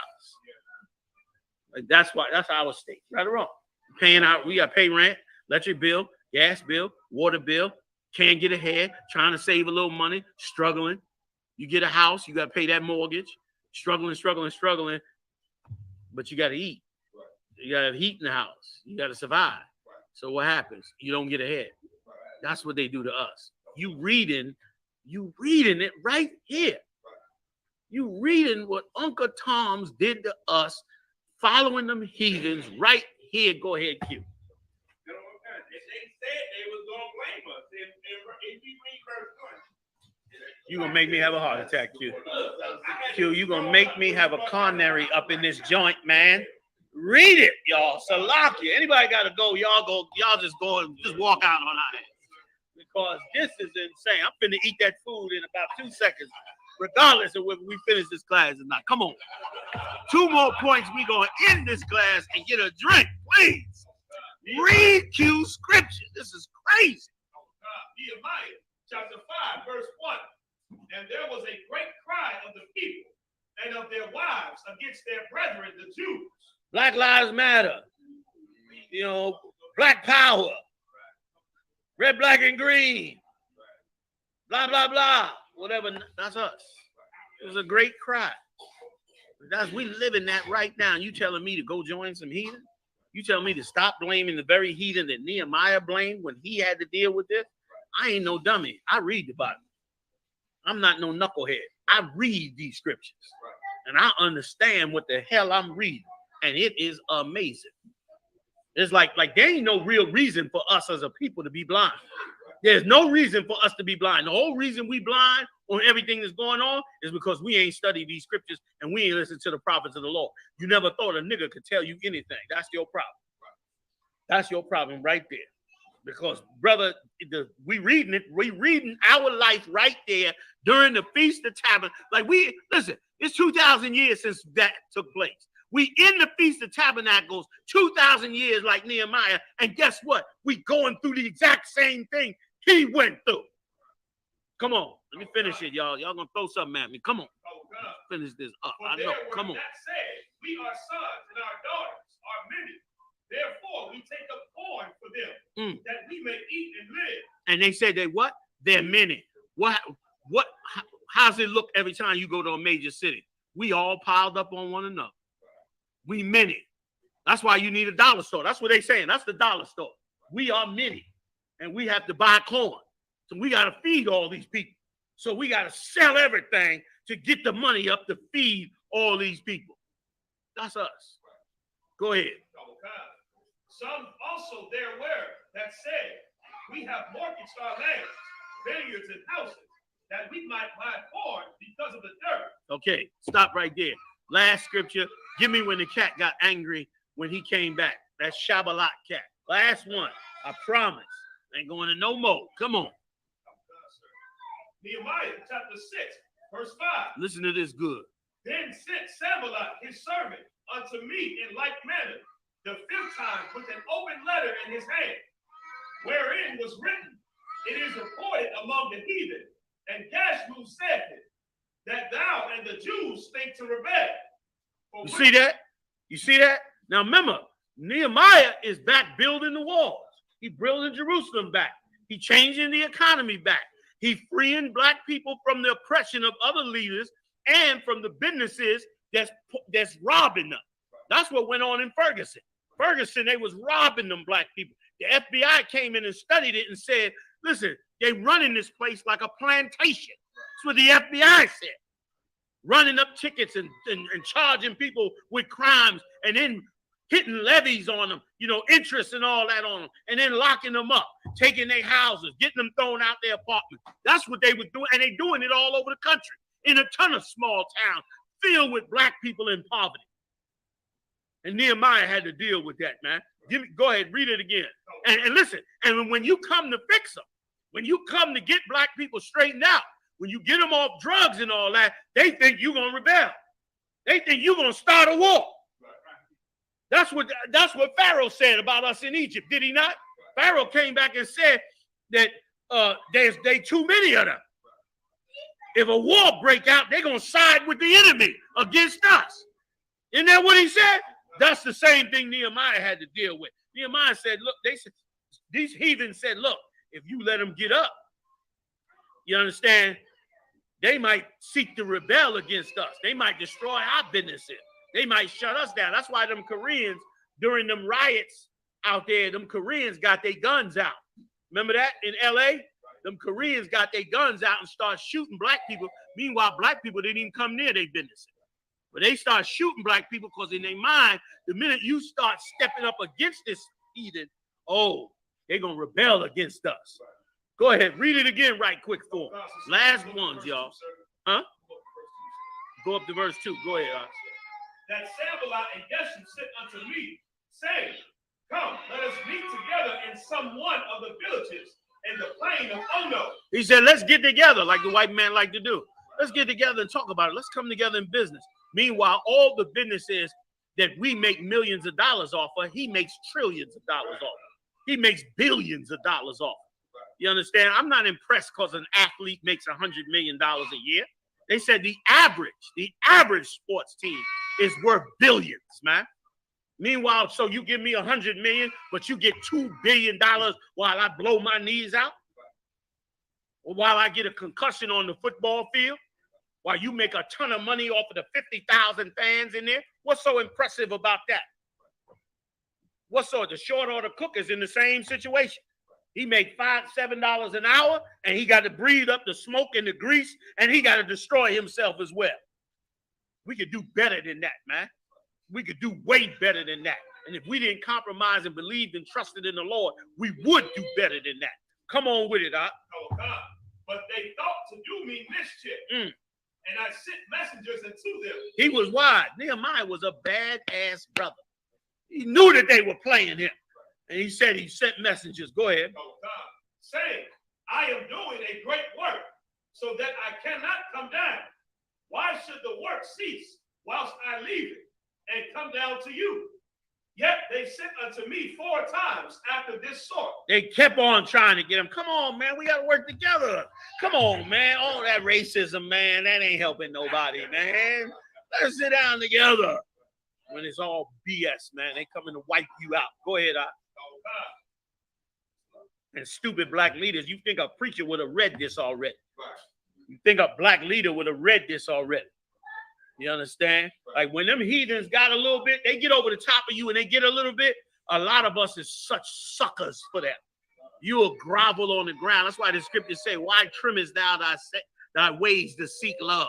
we'll grovel on the ground for that little crumb that they give us, and that just empowers them more and more and more, instead of us saying, man, let's go get our own crumb. Damn right, damn right. Damn right. Come on, let's finish it. Go ahead. Yet they sent unto me 4 times after this sort, and I answered them after the same manner. Then Sanballat his servant unto me in like manner the 5th time, with an open letter in his hand. Go ahead. Wherein was written, it is reported among the heathen. Then he switch on you. See that? He come the 5th time, but this time he switched the story on you like a real slime ball. Go ahead. And guess who said that thou and the Jews think to rebel? Since you don't join us, since you ain't inclusive, since you don't believe in equality for all people, you must go and rebel against us. You must go and fight against us. Bear with me a second. Go ahead. For which cause thou buildest the wall. That's why you building the wall. You ain't building the wall just to fix Jerusalem. You building the wall to fight against us. Go ahead. That thou mayest be their king. That you gonna want to be king. I'm the one ruling over here, but you niggas want to be king. Go ahead. According to these words, and thou hast also appointed prophets to preach of thee at Jerusalem, saying, there is a king in Judah, and now shall it be reported to the king according to these words. And when you go to help blacks and Latinos and Native Indians, all they can think about is that you trying to go to war against them. And then they start to plot against you. And that's when he had to go. We ain't going to read it, but when you read further down, that's when he had to have one man working, one man on the wall, one man with a weapon in one hand, one man with a tool in the other hand. He had to do that, not because he was trying to go to war, but because they were going to go to war against him. That's why we are the way we are in the Israelite School of Universal Practical Knowledge. It's the greatest place on earth, man. Nowhere you're going to learn this kind of knowledge and truth from the Most High in Christ. You understand? We should all thank our Father in heaven that he has something called forgiveness and mercy, because otherwise these heathens would have wiped us out in every single one of these captivities. And instead, he sent us the greatest tool we ever had, which is prophets of God. Without prophets of God, you never make it out of captivity. But the Lord sends those all the time, man. And here we are again. And we're going to do a great work this time as well. Hold to our faith, man. You understand? Hold to our faith in this day, in this Feast of Tabernacles, man. So I know I done messed the whole closing up out. So we're gonna wave that close out, all right? So let everybody get to their food and drink and call it. Did you finish your part? You did your part, right? All right. So we're gonna end it right there, y'all. All right. I took up all the time. It's like 10 o'clock. Q, you got the last word. Yeah, we can do that. Come on. Alawat Panya, Barak, Yahweh Hashem Yahweh Shabbat Yahweh Hashem Yahweh Shabbat.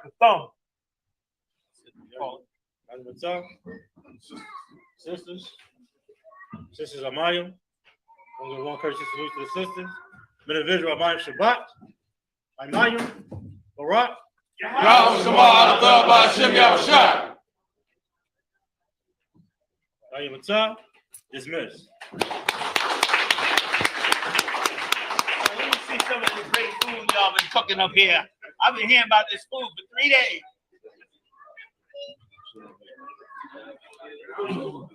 The water class.